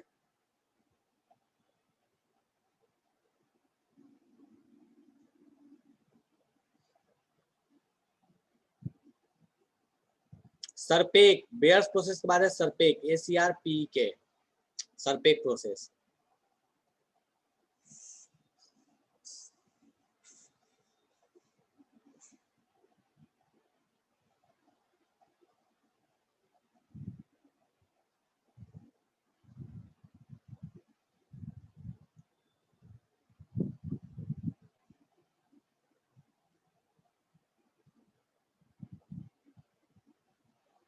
छाप लिया, चलो ठीक है। नेक्स्ट अपन आते हैं जिंक का, कि भैया जिंक का एक्सट्रैक्शन कैसे करते हैं, ठीक है। सो देखो जिंक का एक्सट्रैक्शन कैसे किया जाता है, मेनली जिंक का ओर दैट इज ZNS का यूज करते हैं। कैसे करेंगे, तो सबसे पहली कहानी है कि भैया इसको कर लो फ्रोथ फ्लोटेशन। फ्रोथ फ्लोटेशन से ये क्या हो जाएगा, कॉन्सेंट्रेट हो जाएगा। सो कॉन्सेंट्रेशन किससे करते हैं, बाय फ्रोथ फ्लोटेशन।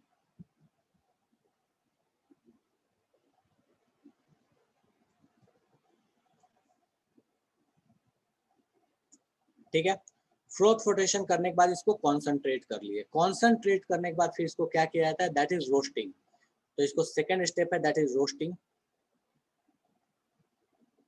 रोस्टिंग करते हैं। रोस्टिंग में क्या होता है कि भैया जो आपके पास ZNS है ये ऑक्सीजन से रिएक्ट करता है और ये क्या कर लेता है, तो ये बना लेता है जिंक ऑक्साइड और साथ में बन गया SO2। ठीक है, अब ये रोस्टिंग अपने पास हो चुका है। रोस्टिंग के बाद अपन क्या कर रहे होते हैं इसका, तो रोस्टिंग के बाद नेक्स्ट स्टेप है दैट इज हम पुराना स्मेल्टिंग। ठीक है, कार्बन के साथ हीट करना, कार्बन के साथ हीट करके मेटल को अलग कर लेना। ठीक है, तो next step is smelting. Smelting में कैसे करते हैं, या फिर कार्बन रिडक्शन भी बोल सकते हो, कोई दिक्कत नहीं है। सो ये हो गया आपके पास ZNO। ZNO जो है वो कार्बन से रिएक्ट करता है, यहाँ पे बन गया आपके पास CO2 और साथ में यहाँ पे Zn, और Zn के साथ में बन गया यहाँ CO2। ठीक है, इसको बनने के बाद भैया इसमें लास्ट में क्या करते हैं, इसका प्यूरिफिकेशन। तो इसका प्यूरिफिकेशन कैसे किया जाता है, सो प्यूरिफिकेशन करते हैं इलेक्ट्रोलिटिक रिफाइनिंग से। सो दिस इज प्यूरिफिकेशन, और ये कैसे करते हैं, तो इलेक्ट्रोलिटिक रिफाइनिंग।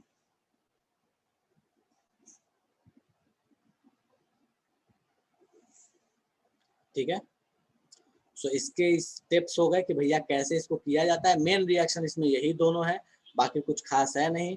पहला है that is this is concentration, ये जो दोनों है दैट इज आपके पास आइसोलेशन। दो स्टेप में इसका आइसोलेशन है, and the last one is this is purification. छापो फटाफट से तीनों स्टेप जल्दी जल्दी से।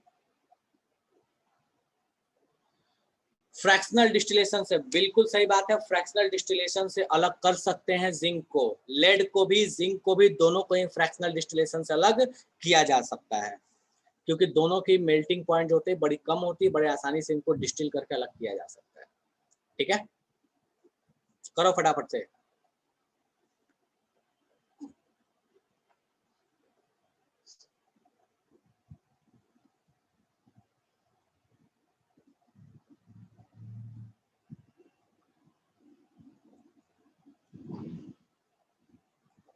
छाप लिए,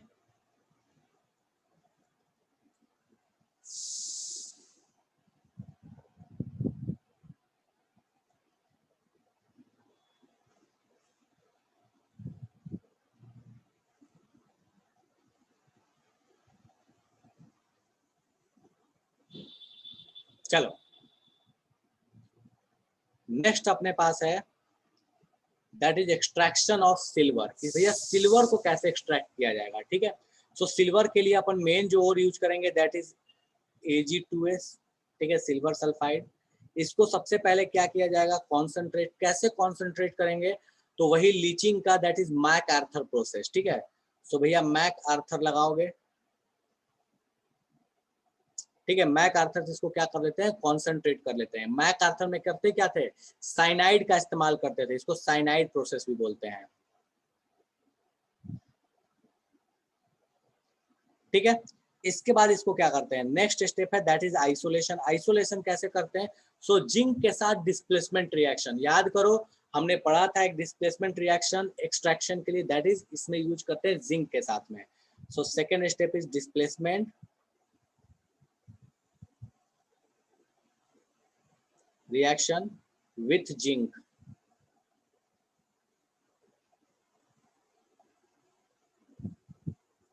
विथ जिंक, जिंक के साथ इसका क्या कर लेते हैं, डिस्प्लेसमेंट रिएक्शन कर लेते हैं। लास्ट में जो मिला उसको हम क्या करते हैं, फिर प्यूरिफाई करते हैं, और वही अपना इलेक्ट्रोलिटिक रिफाइनिंग। ठीक है, तो लास्ट है electrolytic refining.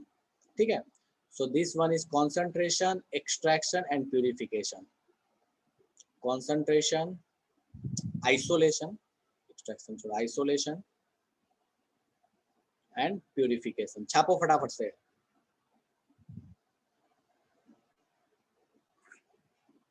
Mac Arthur process क्या है? मैक आर्थर प्रोसेस याद करो, लीचिंग में पढ़ाया था मैक आर्थर प्रोसेस। ठीक है, तो थोड़ा याद रखना पड़ता है रिया, ऐसे नहीं होता कि बस हर वक्त हर जगह कोई भी चीज आ जाएगी। पढ़ाया गया तो आपको ध्यान रखने के लिए पढ़ाया गया, बताया गया आपको, मैक आर्थर बेयर्स दोनों ही लीचिंग के टाइम में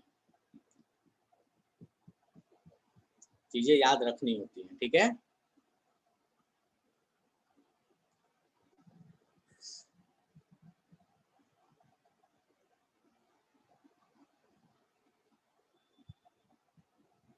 displacement reaction with zinc, displacement reaction with zinc।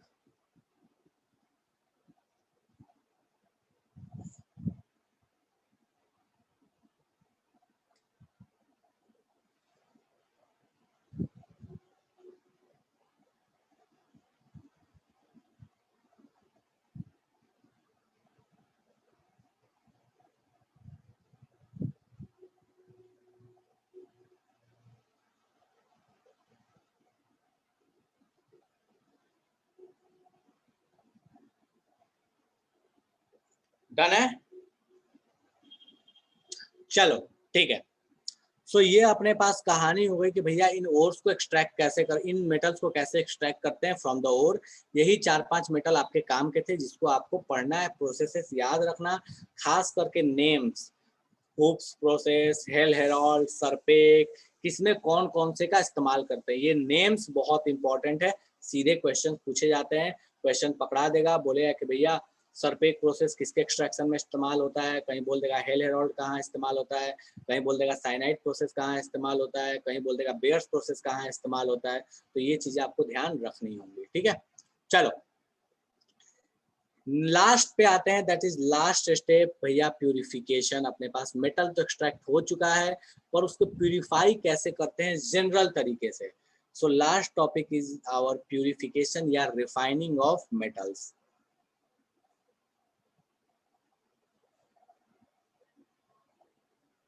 Metals को रिफाइन कैसे करते हैं। ठीक है, बहुत सारे तरीके हैं रिफाइनिंग करने के, बहुत सारे तरीके हैं। कौन कौन से अपन एक एक करके फटाफट से देखेंगे इन सबके बारे में कि भैया कौन कौन से हमको रिफाइनिंग के स्टेप्स पढ़ने, कौन कौन से प्रोसेसेस पढ़ने। पर याद रखिएगा एनसीईआरटी के हिसाब से इतना ज्यादा नहीं है, बहुत लिमिटेड है अपने पास। ठीक है, सो मैं सारे बता देता हूँ आपको। The first one is the vapour phase refining. ठीक है, वेपर फेज में भी 2 तरीके की रिफाइनिंग होती है। पहला जिसको बोलते हैं मॉन्स प्रोसेस, और इससे क्वेश्चन बहुत बार पूछा गया है मॉन्स प्रोसेस से। ठीक है, second one B part, that is Van Arkel process.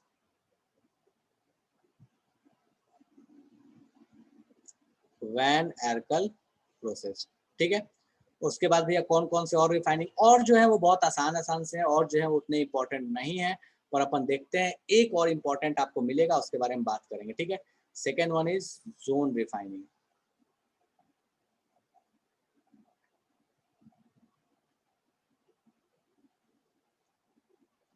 Third one liquation. Fourth one क्यूपलेशन।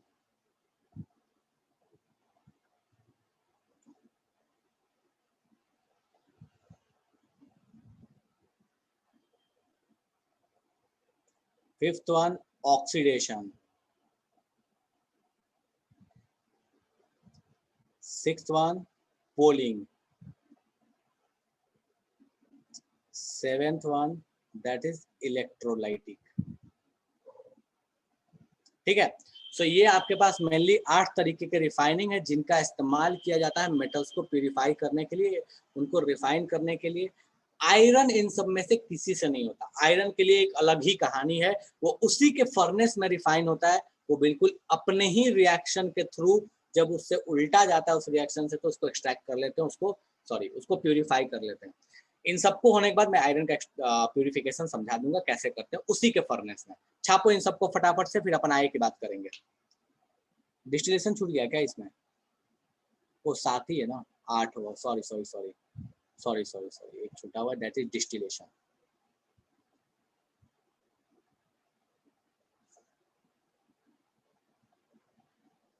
Distillation, ठीक है, चलो करो फटाफट से, नाम इन सबको लिखो, फिर अपन आगे बढ़ते हैं जल्दी जल्दी से।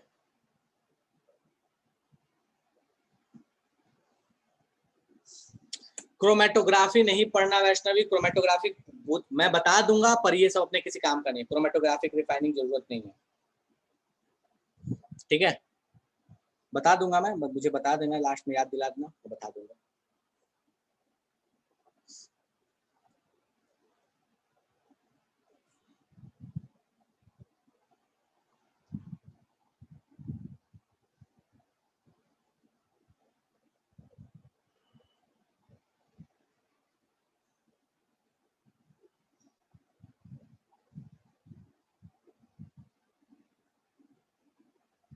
डन है,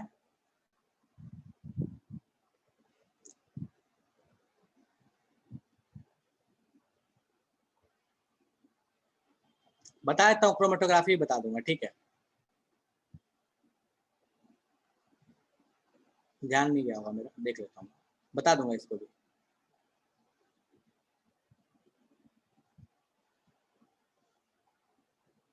छाप लिया, चलो सो एक एक करके फटाफट से बात करते हैं इन सब पे। छापो छापो जल्दी छापो।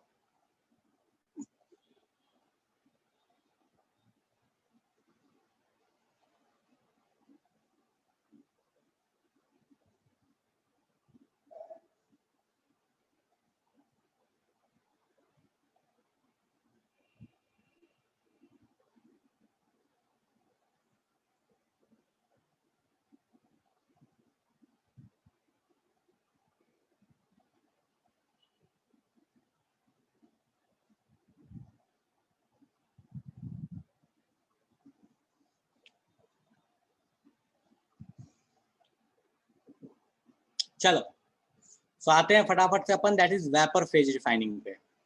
सो पहला अपने पास है vapour phase refining.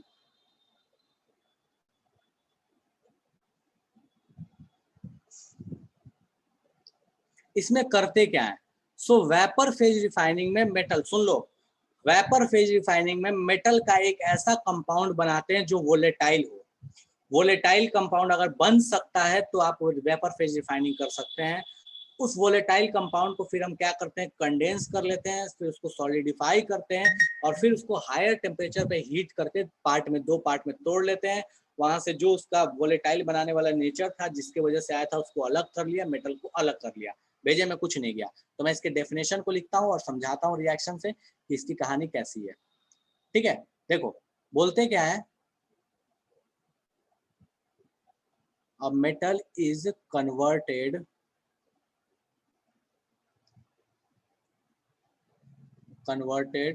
to a volatile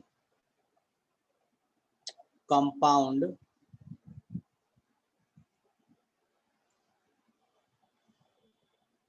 that can be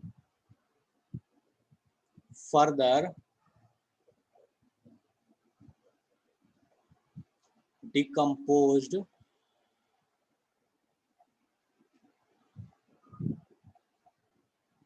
on heating. ठीक है, बोलते क्या है कि भैया एक उसका वोलेटाइल कंपाउंड, वोलेटाइल का मतलब क्या है, जो आसानी से वेपर बन जाए, तो एक ऐसा कंपाउंड बना जो आसानी से वेपर बन जाए, फिर उसको क्या करो, बाद में तोड़ लो और मेटल को बाहर निकाल लो। चलो भैया एग्जाम्पल के तौर पे देखते हैं तो हमने दो प्रोसेस पढ़ा, that is Van Arkel and Mond's. तो पहला है मॉन्ट्स। मॉन्ट्स में क्या करते हैं, ठीक है, मॉन्ट प्रोसेस में क्या किया, सो इसमें निकल लिया, निकल को सीओ के साथ रिएक्ट किया, करा दिया कार्बन मोनोऑक्साइड के साथ। जैसे कार्बन निकल ये बना लेता है NiCO4। ये एक तरीके का होता है तो कॉम्प्लेक्स, ठीक है। सो NiCO4 क्या है, ये एक वोलेटाइल कंपाउंड है। NiCO4 क्या है, वोलेटाइल है, ठीक है। तो कहानी क्या थी, ये अपने पास निकल था, इम्प्योर निकल, इम्प्योर निकल, ठीक है। सीओ के साथ रिएक्ट किया, वोलेटाइल था, वोलेटाइल था। इसको जैसे ही हीट किया, इसको जैसे पहले तो ये सॉलिड फॉर्म में था, जैसे थोड़ा बहुत भी हीट मिला, ये किस में कन्वर्ट हो गया, गैस में कन्वर्ट हो गया। तो सीओ के साथ रिएक्ट किया और ये किस में कन्वर्ट हो चुका है, सो ये कन्वर्ट हो चुका है NiCO4, that is in the gaseous phase. थोड़ा सा इसको हीट कर दिया, गैस में कन्वर्ट कर लिया। इसके बाद क्या किया, इसको कंडेंस किया, ध्यान दो, इसको कंडेंस किया, कंडेंस करके इसको क्या बना लिया, तो भैया इसको फिर से बना लिया NiCO4, दैट इज सॉलिड। और फिर इसको क्या किया, हीट कर दिया हाई टेम्परेचर पे, और ये भाई साहब ब्रेक होकर हमको क्या दे दिए, तो निकल अलग दे दिए और CO अलग हो गया। यहाँ से जो निकल मिला वो क्या मिल गया हमको, प्योर निकल मिल गया। तो बेसिकली कहानी क्या थी, इम्प्योर निकल है, मोटे तौर पे इम्प्योर निकल है, कार्बन मोनोऑक्साइड के साथ रिएक्ट करा दिया, वेपर बन गया निकल, ये निकल कार्बोनिल का, निकल कार्बोनिल के वेपर को फिर कंडेंस कर लिया, उसको सॉलिडिफाई किया, फिर उसको हीट कर लिया, निकल अपने पास सबकी बार प्योर मिल गया, कार्बन मोनोऑक्साइड वहां से बाहर निकल गया। So this process is known as Mond's process, ठीक है। इसी तरीके का एक और भी प्रोसेस है जिसको बोलते हैं वैन आर्कल प्रोसेस, ठीक है। वैन आर्कल भी बिल्कुल इसी तरह का प्रोसेस है। तो फटाफट से देख लेते हैं कि वैन आर्कल की कहानी क्या है, ठीक है। सो वैन आर्कल प्रोसेस की कहानी क्या है, सो वैन आर्कल में करते क्या है, ये मेनली किसके लिए इस्तेमाल होता है, ध्यान रखना है, मेटल्स।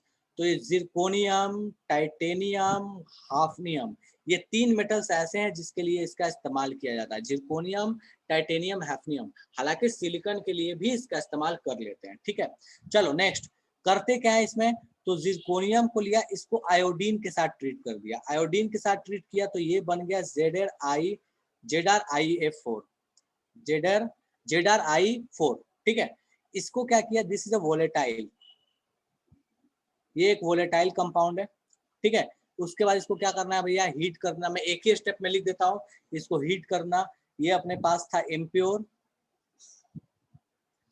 ZrI4 बन गया, हीट किया, वोलेटाइल था, ये ब्रेक हो गया, फिर से Zr मिल गया और I2 मिल गया। बैलेंस करके लिखना है तो 2 लगा लो यहाँ पे, 2 लगा लो यहाँ पे, काम खत्म। ये अपने को मिल गया प्योर फॉर्म में, ठीक है। सो ये कहानी है आपके पास purification of any metal through vapour phase refining. Mond's में यूज करते हैं निकल को, वैन आर्कल तीन मेटल्स के लिए, जिरकोनियम, टाइटेनियम और हैफनियम के लिए। छापो फटाफट से, कोई तकलीफ हो तो पूछो कि भैया क्या होता है, जल्दी से, वरना छापो इसको।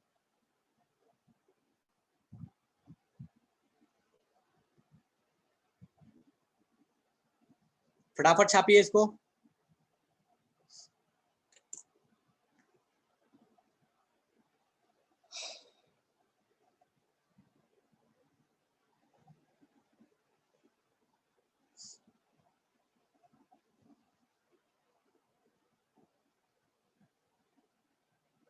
बोल रिया। सर सर बताइए। नहीं सर, हो गया। अच्छा ठीक है।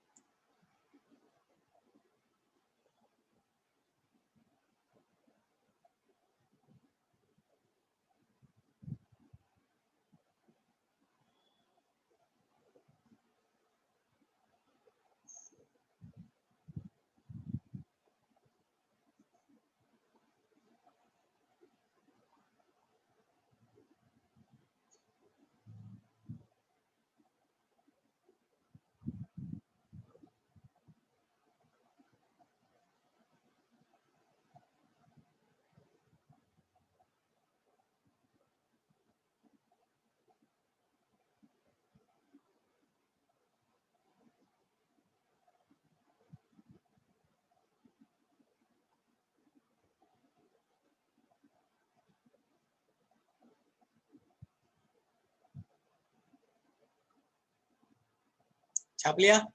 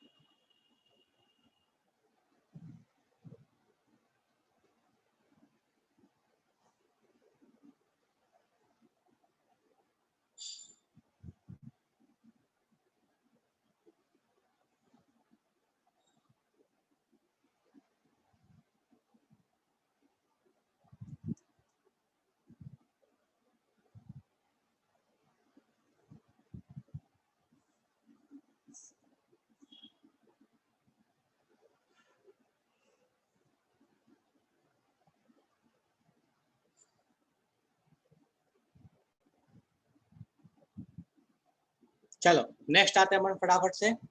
वेपर हो गया अपने पास,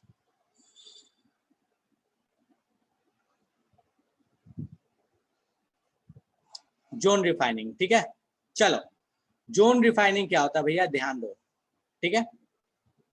next method that is zone refining.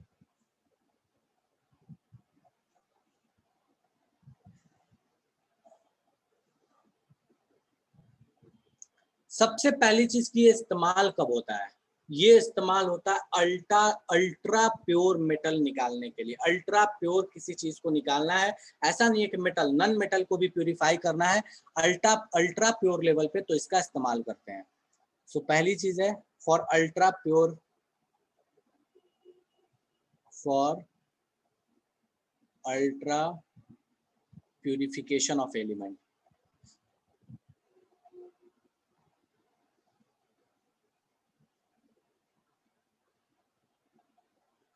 ठीक है। दूसरा, ये किस पे बेस्ड है, तो ये बेस्ड है फ्रैक्शनल क्रिस्टलाइजेशन पे। सो इसको एक और नाम से जानते हैं, that is fractional crystallization. So based on fractional crystallisation.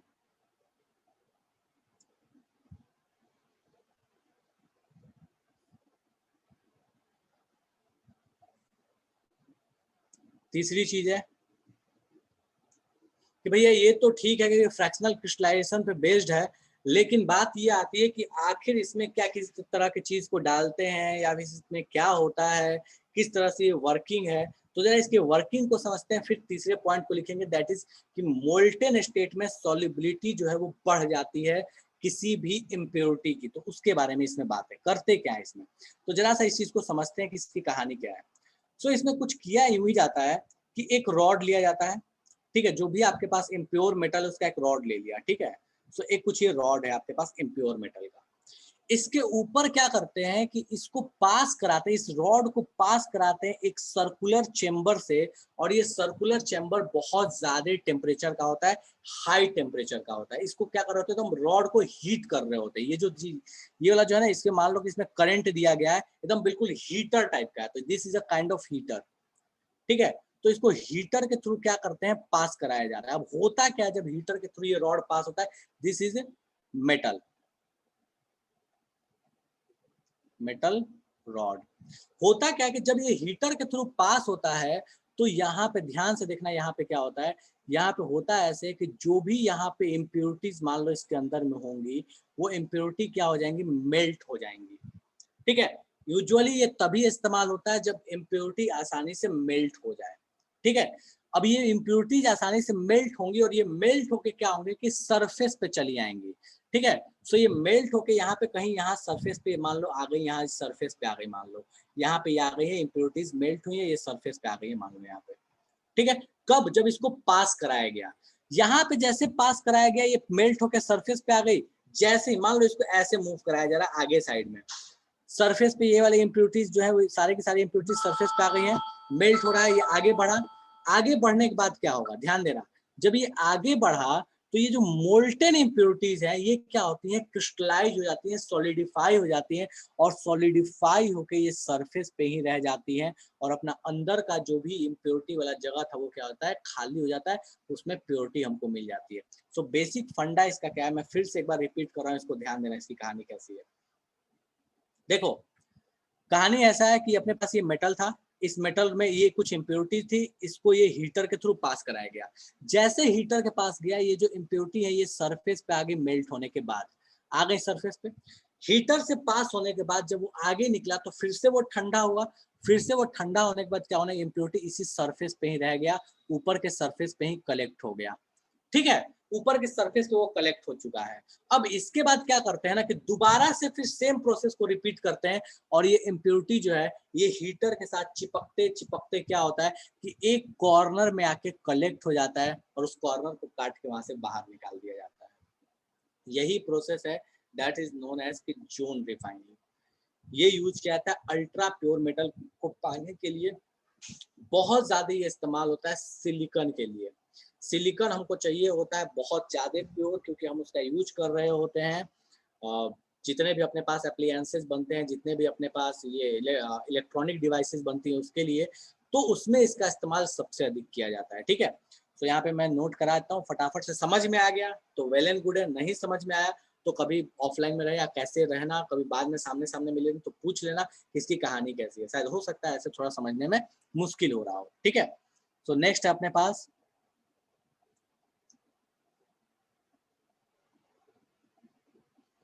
melted impurity crystallized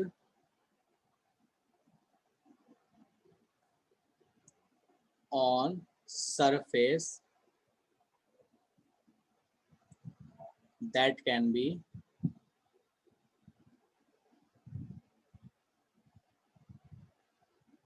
removed easily। ठीक है, तो ये जो मेल्टेड इम्प्योरिटीज हैं इनको बड़े आसानी से बाहर निकाला जा सकता है। ठीक है, क्योंकि वो सरफेस पे कलेक्ट हो जाते हैं, लास्ट में कट करके उनको वहां से हटा दिया जाता है। इसका फायदा ये है कि ये बहुत ज्यादा प्योर, मतलब अप्रोक्सीमेटली ये यहाँ पे हम बोलते हैं कि ये 7-9 प्योरिटी तक का ये, इस मेथड से हम किसी भी मेटल को या जिसमें भी ये एप्लीकेबल है उसको 7-9 प्योरिटी तक इसको हम प्योरीफाई कर सकते हैं।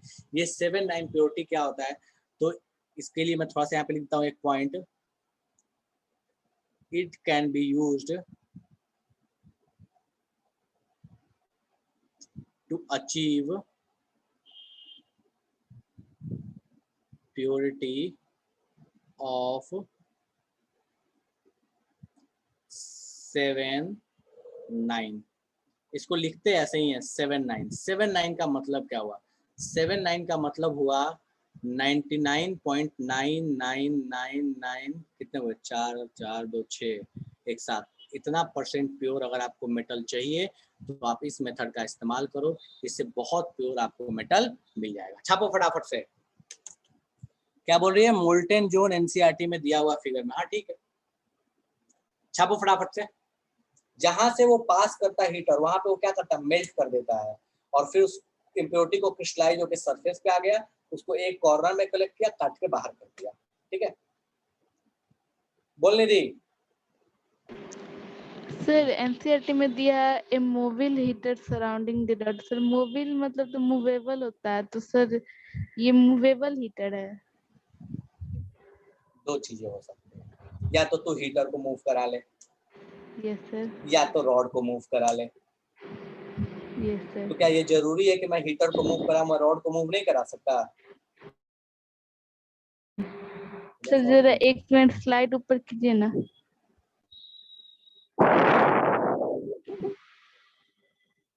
सर यहाँ पे जो NiCO4 लिखे है, पहले सॉलिड और फिर गैस बना है, फिर उसको कंडेंस करके सॉलिड बना है।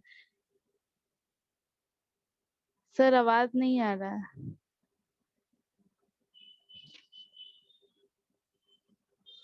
सर आवाज बिल्कुल भी हाँ, NiCO4 जो है वो पहले क्या किया, कार्बन मोनोऑक्साइड से रिएक्ट किया, अभी आवाज आ रहा है ना, हाँ, उससे रिएक्ट किया और रिएक्ट करने के बाद ये सॉलिड बहुत थोड़ी देर के लिए बनता है। ऐसे समझ ले, सब्लिमेशन होता है ना, तो ये एक ऐसी चीज है जो आसानी से सबलाइम हो जाती है, ठीक है, बहुत आसानी से सबलाइम हो जाएगा। कपूर होता है ना, कपूर टाइप की चीज है ये, थोड़ा सा हीट दिया, ये तुरंत क्या बन गया, गैस बन गया। गैस बन गया तो होगा क्या, इसके साथ जितने भी इम्प्योरिटीज रहेंगी वो तो सबलाइम नहीं होंगी, वही छूट जाएंगे और गैस हमको मिल जाएगा। उस गैस को फिर क्या किया, कंडेंस कर लिया, तो हमको प्योर NiCO4 मिलेगा। अब इसमें कोई इम्प्योरिटी नहीं रहेगी जो यहाँ पे इसके साथ इम्प्योरिटी मिक्स थी। डन है। अब इस मतलब NiCO4 सर को ये हीट, बोल। सर मतलब सर जब ये बनता है तो सॉलिड में रहता है लेकिन तुरंत ये गैस बन जाता है, तो फिर हम लोग को एग्जैक्टली, कंडेंस सबलाइम हो करके जाता है। सॉलिड हाँ बनाना पड़ता है। हाँ, वो कंडेंस, वो क्या होता है अपने पास कि जैसे तूने उसको रिएक्ट किया तो पहले सॉलिड बना, लेकिन चूंकि तू वहां टेम्परेचर दे रही तो फटाक से वो किस में कन्वर्ट हो जाएगा, गैस में, सबलाइम हो जाएगा। और जैसे ये सबलाइम सर सबलाइम समझे। प्रोडक्ट को हमने रख लिया, कंडेंस कर लिया, सॉलिड में बना लिया, सॉलिड से फिर फाइनली ब्रेक करके हम उसको क्या कर लिया कि अपना प्योर निकल और कार्बन मोनोऑक्साइड को अलग कर लिया। ठीक है, छापो फटाफट से इसको, बोल वैष्णवी।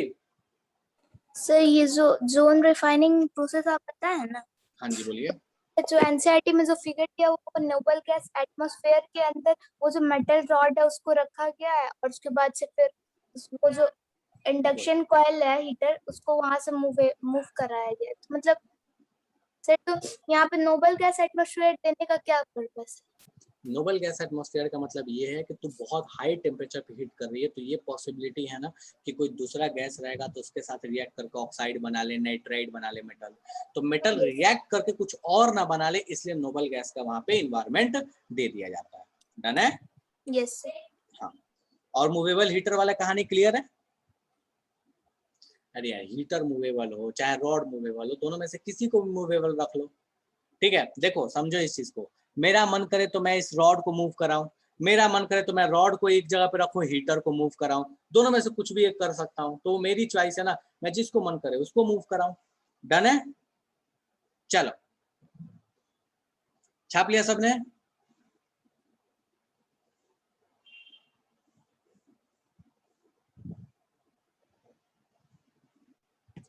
ओके, नेक्स्ट आते हैं अपन फटाफट से, नेक्स्ट मेथड कौन सा था अपने पास, तीसरा लिक्वेशन।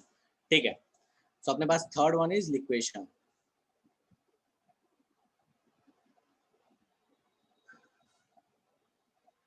लिक्वेशन का इस्तेमाल कैसे करते हैं, तो देखो इस चीज को, लिक्वेशन में क्या है लिखवाया तो है तिवारी सारे मेथड्स, ठीक है। सो देखो लिक्वेशन की कहानी कैसी है, एक ऊंचा सा चैम्बर लेते हैं, एक ऊंचाई पे एक चैम्बर ले लिया, ठीक है, और उसको क्या किया कि वहां पे एक स्लोप बना दिया। इस ऊंचे वाले चैम्बर में मान लो ये मेटल का कुछ एक चैम्बर है, ये मेटल का कुछ यहाँ पे हीटिंग पोर्शन लगा दिया, ठीक है, और यहाँ पे आपके पास कलेक्शन के लिए बर्तन लगा दिया, ठीक है। अब आपने क्या करना है कि ये जो भी आपके पास इम्प्योर मेटल मिला, उस इम्प्योर मेटल को यहाँ पे रख दो, सॉलिड फॉर्म में ये है, इसको क्या करो यहाँ से हीट करो, नीचे में आप यहाँ से हीट दो, ये हीट दोगे जैसे ही, तो ये कब इस्तेमाल होगा, जब आपके पास ये जो चीज है, ये जो मेटल है, ये जो इम्प्योर मेटल है, इसमें दो चीजें, एक तो मेटल है और दूसरी इम्प्योरिटी है। अब कहानी ऐसी होनी चाहिए कि मेटल का यहाँ जो मेल्टिंग पॉइंट है वो कम हो और इम्प्योरिटी का ज्यादा हो, तो होगा क्या, ये मेटल यहाँ से मेल्ट करेगा और मेल्ट करके ये क्या होगा, ये स्लोप के थ्रू यहाँ नीचे में कलेक्ट हो जाएगा, ठीक है। इसी चीज को हम क्या बोलते हैं, लिक्वेशन बोलते हैं।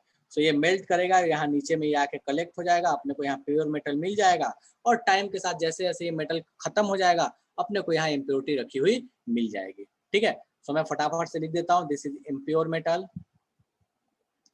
इम्प्योर मेटल, ये अपने पास क्या हो गया, मोल्टेन मेटल,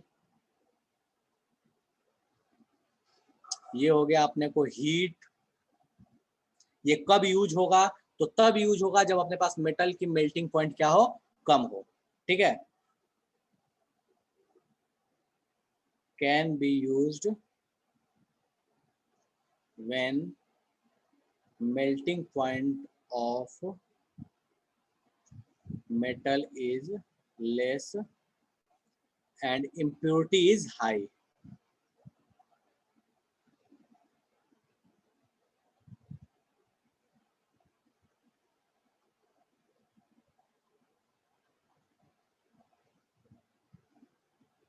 ठीक है। Can be use when melting point of metal is less and impurity has high melting point, तभी जाके इस मेथड का आप इस्तेमाल कर सकते हैं। किसके लिए इस्तेमाल होता है जनरली, ये किस मेटल के लिए इस्तेमाल होता है? एग्जाम्पल के तौर पे तो भैया टिन के लिए और लेड के लिए सबसे अधिक इस्तेमाल किया जाता है। So tin and lead, stannum and plumbum के लिए इसका सबसे अधिक इस्तेमाल किया जाता है। छापो फटाफट से। मेटल को लिक्विफाई करके प्योर मेटल कैसे बन गया? देख, मेटल को लिक्विफाई करके प्योर कैसे बन गया? दो चीजें मिक्स है, एक लिक्विड बन गया, मेटल लिक्विड हो गया, इम्प्योरिटी जो होगी वो लिक्विड में कन्वर्ट नहीं होगी, वो जैसे के तैसे। तू ऐसे सोचना, आइस लिया, आइस में मान ले तेरे पास नमक घुला हुआ है, मैं चाहता हूँ उस नमक को, नमक तो चल ठीक है मान लो घुला रहता है, उसमें मान ले कि तूने बालू मिला दिया है, रेत मिला हुआ है तेरे पास आइस में, सॉलिडिफाई किया, उसमें रेत मिला हुआ है, तूने क्या कर दिया, आइस को मेल्ट कर लिया, वाटर अलग हो गया, रेत अलग हो गया, काम खत्म। ठीक है। अगर इम्प्योरिटी की मेल्टिंग पॉइंट कम हुई ज्यादा हुई तो हम यूज नहीं कर सकते, बिल्कुल सही बात है भैया। अगर इम्प्योरिटीज की मेल्टिंग पॉइंट भी अगर कम हो गई तो हम इस मेथड का इस्तेमाल नहीं कर सकते। ठीक है, छाप लिए? बोल निधि, बोलो। फिर वो पहले का हैंडल था। अच्छा ठीक है। सारे इम्प्योरिटी तो सॉलिड नहीं होते, बिल्कुल तिवारी। तो मैंने ये कब कहा कि ये सारे में इस्तेमाल होगा? ये तो मैंने कभी नहीं कहा कि सब में इस्तेमाल करोगे। जो मेथड जिसके लिए सुटेबल है उसी में इस्तेमाल होगा। ऐसा नहीं है कि कहीं भी उठा के किसी को लगा दिए, ऐसा नहीं है।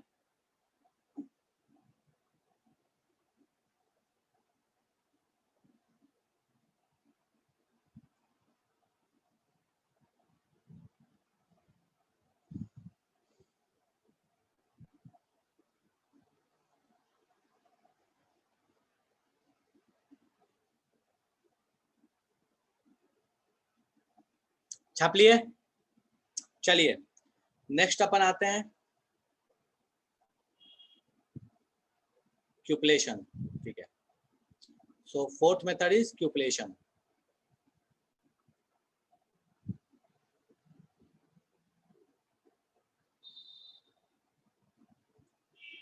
क्यूपलेशन क्या चीज है भैया?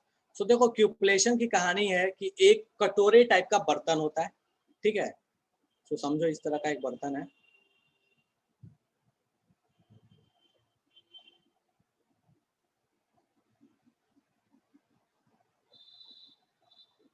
ठीक है, इस तरह का बर्तन होता है कटोरे टाइप का, ठीक है। यहाँ से इसको हीट सप्लाई किया जाता है। ये नीचे में शार्प पॉइंट को दिल मत लगाना कि शार्प पॉइंट क्यों दिया हुआ है, ठीक है। शार्प पॉइंट दिया रहता है, उसमें क्या होता है जब मेटल प्यूरिफाई होता है तो इसमें आके कलेक्ट हो रहा होता है, इसलिए शार्प पॉइंट दिया होता है। तो एक टाइप का एक बर्तन है, ठीक है, परेशान होने की जरूरत नहीं है, ये क्या है नहीं है, ठीक है। चलो, इसमें क्या करते हैं, ये मेनली यूज किया जाता है सिल्वर के लिए, सिल्वर को प्यूरिफाई करने के लिए मेनली इसका इस्तेमाल किया जाता है, ठीक है। सो इसमें क्या किया गया कि ये सिल्वर का जो इम्प्योर सिल्वर है, इस इम्प्योर सिल्वर को इसमें डाल दिया गया। और इसमें कौन से तरह की इम्प्योरिटी होती है? तो ये होती है लेड। लेड इसमें मेनली इम्प्योरिटी होता है, ठीक है। सो करते क्या है, इसको जब हीट करते हैं, इसको जब हीट किया जाता है, सो यहाँ से ये जो लेड, ये एजी इम्प्योर है, ठीक है। सो रिएक्शन एक होती है, और कैसी होती है, तो एजी जो है, ये एजी एंड पीबी, ये जो दोनों ही हैं, ये रिएक्ट कर रहे होते हैं ऑक्सीजन से, क्योंकि ओपन एनवायरनमेंट में रिएक्शन होती है। तो एजी और पीबी ये दोनों ही ऑक्सीजन से रिएक्ट करते हैं। एजी भाई साहब जैसे के तैसे मिल जाते हैं, ये सॉलिड यहाँ पे है, लेकिन ये आपको लिक्विड फॉर्म में मिल जाता है। और साथ में यहाँ से लेड ऑक्साइड बन जाता है, दैट इज पीबीओ। और ये पीबीओ यहाँ से क्या होता है कि थोड़ा वोलेटाइल नेचर होता है, और ये गैस बन के यहाँ से बाहर निकल जाता है, ठीक है। सो अपने पास लेड को अलग करना था, ये लेड अपना अलग हो चुका है। और ये जो सिल्वर ऑक्साइड, ये जो सिल्वर है लिक्विड फॉर्म में, वो इस छोटे से जगह, मतलब ये ऐसा देखने में छोटा है, एक्चुअल में ऐसा होता नहीं है, इस जगह पे ये कलेक्ट हो जाता है, और वहां से फिर हम इसको क्या करते हैं कि थ्रू पाइप और समथिंग यहाँ से बाहर निकाल लेते हैं। सो ये कहानी है किस तरीके से एजी को प्यूरिफाई किया जाता है, एजी में से लेड को कैसे बाहर निकाला जाता है। फटाफट छापो, लेड को बाहर कैसे, इसको बोलते हैं क्यूपेल। कटोरे टाइप का बर्तन है, दैट इज नोन एज क्यूपेल, ठीक है। छापो फटाफट से, आज चैप्टर खत्म कर देना, बिल्कुल आज चैप्टर खत्म कर देना है, सही बात है।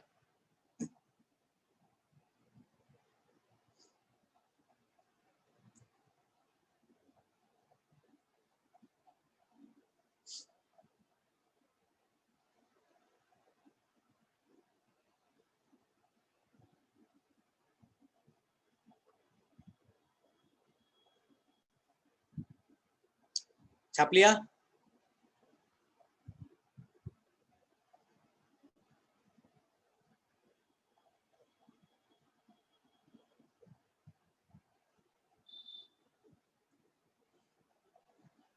सिद्धांत कुछ प्रिकॉशंस के साथ, ठीक है। चलो, सो ये था अपने पास चौथा। पांचवा, दैट इज ऑक्सीडेशन। ऑक्सीडेशन, देखो ऑक्सीडेशन कोई अलग मेथड नहीं है। ऑक्सीडेशन प्यूरिफिकेशन का वो मेथड है कि मान लो कोई गलती से कहीं पे कोई सल्फर आ गया, कहीं पे कोई मैंगनीज आ गया किसी जगह पे, तो उसको अगर अलग करना है, उस तरह की चीजों को अलग करना है, तो इसका इस्तेमाल कर लिया जाता है, दैट इज ऑक्सीडेशन। या कार्बन कहीं पे आ गया तो उसको रिएक्ट करा के वहां से ऑक्सीजन के साथ रिएक्ट करा, उसको बाहर निकाल लो, काम खत्म। तो इस मेथड का इस्तेमाल करते हैं। मोटे तौर पर ऑक्सीडेशन इज लाइक बेसमराइजेशन, बेसमर वाली कहानी ही है ऑक्सीडेशन की, ठीक है। सो ये मेनली कहाँ इस्तेमाल होता है? तो मेनली इस्तेमाल होता है कोई भी ऐसी चीज जिसको ऑक्सीडाइज करके बाहर निकाला जा सके। So used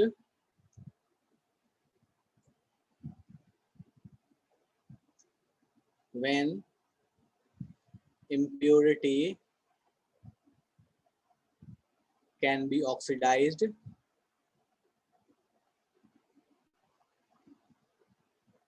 and removed। Oxidize करके अगर आप रिमूव कर पाए तो इस मेथड का इस्तेमाल किया जाता है।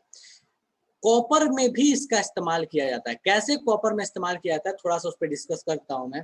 बेसमराइजेशन में हमने एक रिएक्शन पढ़ी थी कि दैट इज भैया ये जो कॉपर है Cu2S है, इस Cu2S को अगर आपने ऑक्सीजन के साथ रिएक्ट करा दिया तो ये Cu2O बन जाएगा और साथ में SO2 बाहर निकल जाएगा।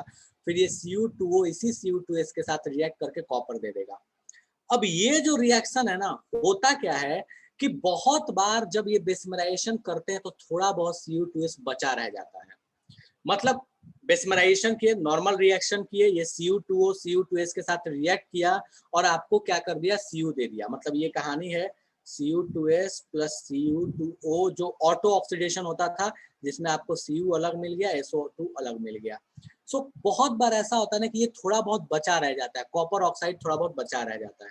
इसको हटाने के लिए फिर क्या किया जाता है, इस रिएक्शन को दोबारा से रिपीट करते हैं और इसीलिए हम बोलते हैं कि this is a kind of oxidation reaction. तो कुछ अलग नहीं है, ये कॉपर का पुराना ही रिएक्शन है, बस नाम बदल के आ गया कि थोड़ा बचा कुचा कॉपर ऑक्साइड को हटाने के लिए इस्तेमाल होता है, ठीक है। तो यहाँ पे लिख देता हूं, used to remove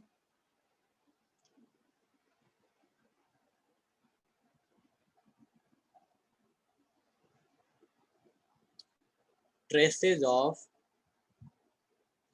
Cu2O, sorry Cu2S, Cu2S के ट्रेसेस को हटाने के लिए इस्तेमाल किया जाता है। बाकी कुछ इंपॉर्टेंट नहीं है, छापो फटाफट से। बिल्कुल जो पीछे वाले रिएक्शन में बच गया, गलती से थोड़ा रह गया, उसको फिर से ऑक्सीजन का सप्लाई करके, मतलब कह लो कि ब्लिस्टर कॉपर जो है ना, उस ब्लिस्टर कॉपर में फिर से मेल्ट करके फिर से ऑक्सीजन सप्लाई करके और वहां पे और भी ज्यादा हम कॉपर निकाल पाते हैं, या फिर ऐसे बोलो कॉपर सल्फाइड को कम कर पाते हैं, ठीक है।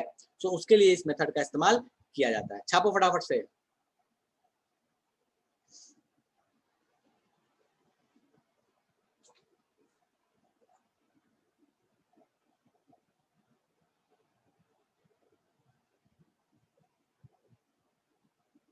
हो गया?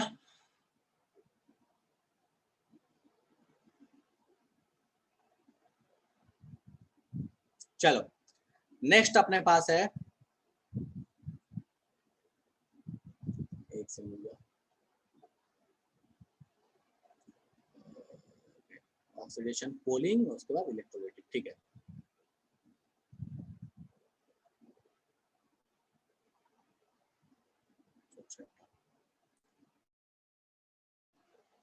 पोलिंग, पोलिंग मैंने पहले ही बताया था, ठीक है। मैंने पहले ही बताया था कि भैया पोलिंग की कहानी कैसी है। तो एक वुड है, कच्चा लकड़ी है, उस कच्चे लकड़ी को हम क्या करते हैं, मेटल में उसको मूव करते हैं, जैसे दूध को गर्म करते हो तो उसमें डाल के चलाया जाता है, उस तरीके से एक कच्चे लकड़ी को उस मेटल में मूव करते हैं, that is known as poling. वहां से मीथेन गैस रिलीज होता है और वो बहुत अच्छा काम कर रहा होता है एज अ रिड्यूसिंग एजेंट। तो कभी कहीं रिडक्शन करना हुआ तो पोलिंग का इस्तेमाल किया जाता है, ठीक है। सो बस ये याद रखना कि मोल्टेन मेटल को मूव कराते हैं एक वुड से, एक ऐसे बोल लो कि एक कच्चे लकड़ी से मूव कराते हैं इसको, ठीक है। तो फटाफट अपन लिख लेते हैं और फिर आगे बढ़ते हैं, ठीक है।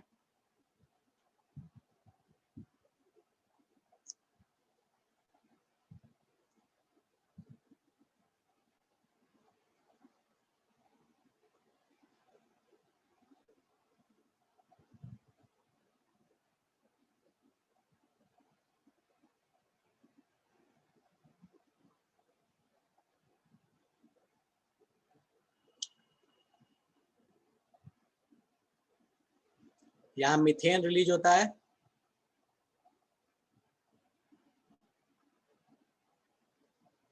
कब इस्तेमाल करते हैं, तो कॉपर में इस्तेमाल होता है ये।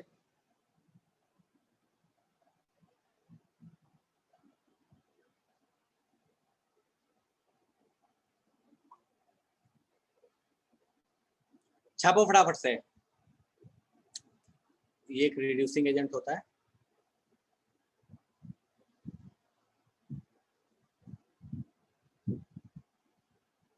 ठीक है, छापो। मीथेन कब रिलीज होगा, जो लकड़ी है, कच्ची लकड़ी है, वो कच्ची लकड़ी को जब हम मूव करते हैं तो चूंकि वो मोल्टेन मेटल है, तो मोल्टेन मेटल क्या करेगा, उस लकड़ी के साथ उसको हीट कर देगा, हीट करेगा तो वहां पे CH4 रिलीज होने लगता है, मीथेन रिलीज होने लगता है। मोल्टेन जो मेटल है उसके हीटिंग की वजह से लकड़ी रिलीज करती है, दैट इज मीथेन। ठीक है,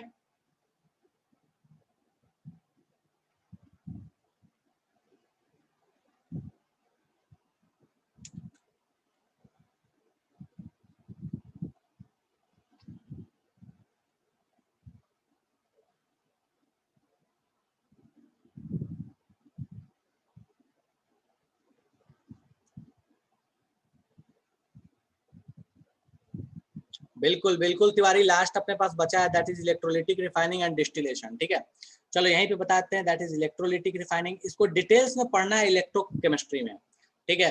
सो अभी डिटेल्स में नहीं, अभी शॉर्ट में इसको पढ़ेंगे, electrolytic refining.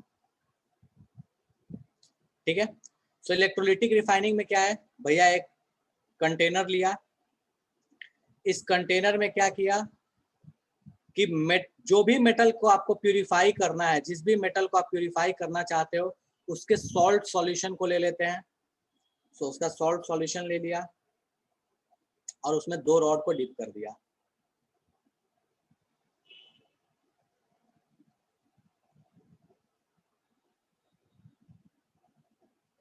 Salt solution of metal, for example मान लो मैं कॉपर को प्यूरिफाई कर रहा हूं, तो एग्जांपल के तौर पे मान लो मैंने ले लिया है यहाँ पे कॉपर सल्फेट CuSO4 एक्वस।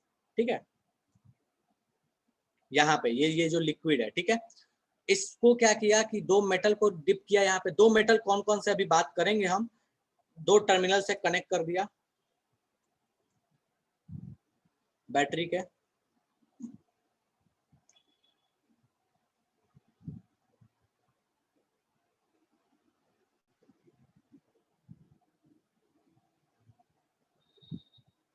ठीक है, अब कहानी क्या है, तो देखो हमको बस कुछ चीजें हैं जो आपको ध्यान रखनी है। ध्यान ये रखना है कि ये वाला जो निगेटिव टर्मिनल से कनेक्टेड है वो होना चाहिए आपके पास प्योर मेटल, तो ये होगा प्योर मेटल, दैट इज यहाँ पे केस में कॉपर, तो कॉपर का प्योर मेटल। ये जो होगा ये होगा आपके पास इम्प्योर मेटल, इम्प्योर मेटल। तो इम्प्योर मेटल का रॉड लिया, प्योर मेटल का रॉड लिया, दोनों को कॉपर सल्फेट के सॉल्यूशन में या उस मेटल के सॉल्ट के सॉल्यूशन में डिप कर दिया, बैटरी से कनेक्ट कर दिया। धीरे धीरे टाइम के साथ क्या होगा, धीरे धीरे टाइम के साथ इसका अमाउंट जो है वो डिक्रीज करते जाएगा, ये धीरे धीरे पतला होते जाएगा और यहाँ पे प्योर वाला जो मेटल है वो कलेक्ट होते जाएगा। ठीक है, सो ये आपके पास कहानी है इलेक्ट्रोलिटिक रिफाइनिंग की। छापो फटाफट से, टाइम बहुत ज्यादा हो गया क्या।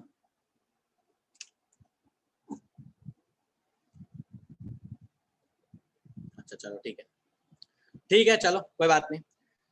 तो यहाँ पे अपन आज की सभा को समाप्त करते हैं। ठीक है, अगले क्लास में इलेक्ट्रोलिटिक रिफाइनिंग से ही मैं स्टार्ट करूंगा। इलेक्ट्रोलिटिक रिफाइनिंग मैं एक बार फिर से बताऊंगा और फिर अपन अगले क्लास को कंटिन्यू करेंगे। ठीक है, बोलो तिवारी।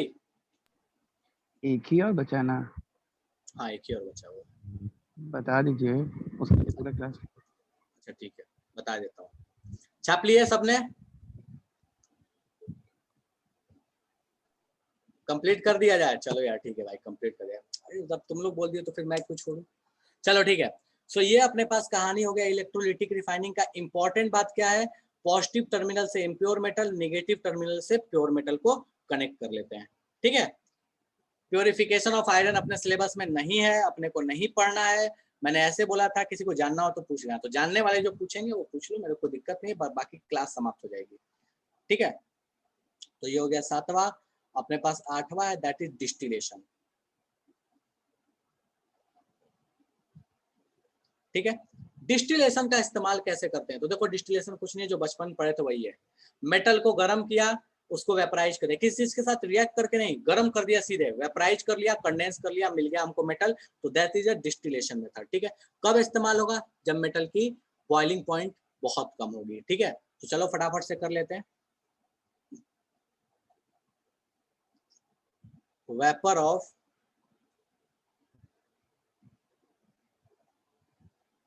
metal is condensed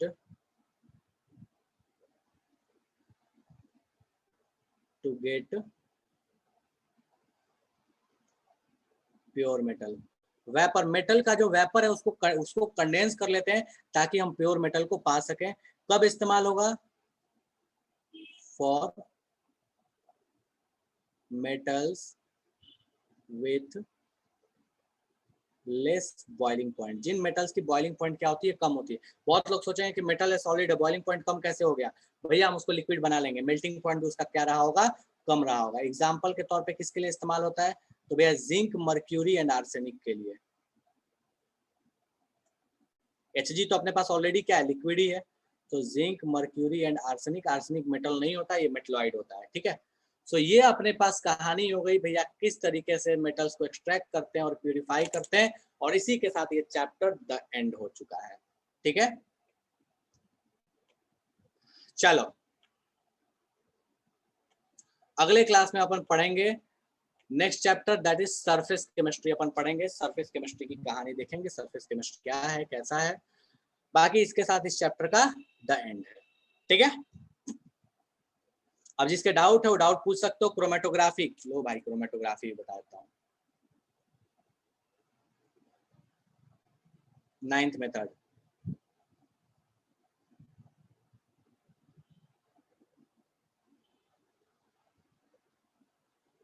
देखो क्रोमेटोग्राफी में करते क्या है, ये भी अल्ट्रा प्योर मेटल को पाने के लिए इस्तेमाल किया जाता है, जो कि प्रैक्टिकली बहुत कम यूज किया जाता है। क्यों? क्योंकि बहुत महंगा मेथड है। हम करते क्या है कि यहाँ पे एक यूज किया था, एक ट्यूब टाइप की चीज होती है, उसमें छोटे छोटे स्टोन्स लगे होते हैं, छोटे छोटे, उसमें बहुत तरीके के ओर्स लगे होते हैं। कुछ इस तरीके का सेटअप होता है ये। ठीक है, ये ट्यूब होता है, ट्यूब है जिसमें ना अंदर में ना बहुत तरीके की चीजें हैं, मतलब छोटे छोटे स्टोन्स हैं, कार्बन है, बहुत तरह की चीजें हैं। अब इसको करते क्या है कि ये मोल्टन मेटल में ना इसको डिप कर देते हैं, इस ट्यूब को।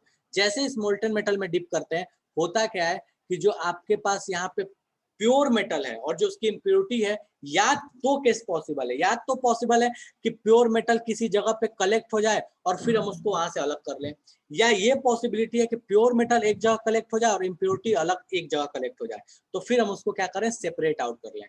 क्यों?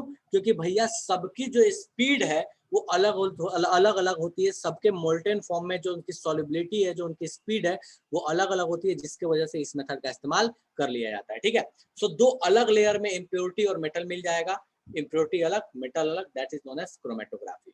ठीक है, किस पे बेस्ड है? बचपन में हम एक चीज पढ़ा करते थे, फिजिक्स में भी आप पढ़ोगे, that is cohesive and adhesive forces. ये कोहेसिव और एडेसिव फोर्सेस का ही रिजल्ट है, दैट इज क्रोमेटोग्राफी। ठीक है,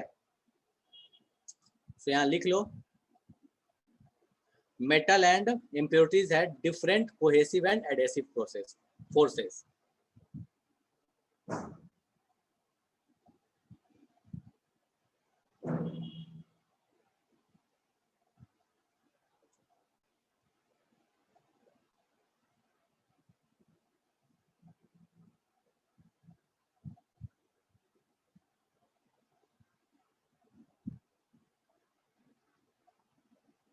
दोनों के फोर्सेज अलग अलग होते हैं, बस उसी वजह से इसका इस्तेमाल कर लिया जाता है। ठीक है, ये आपके पास एक छोटा सा चैनल टाइप, एक ट्यूब टाइप है जिसमें इसका इस्तेमाल करते हैं। अल्ट्रा प्योर, ये भी अल्ट्रा प्योर मेटल के लिए इस्तेमाल करते हैं।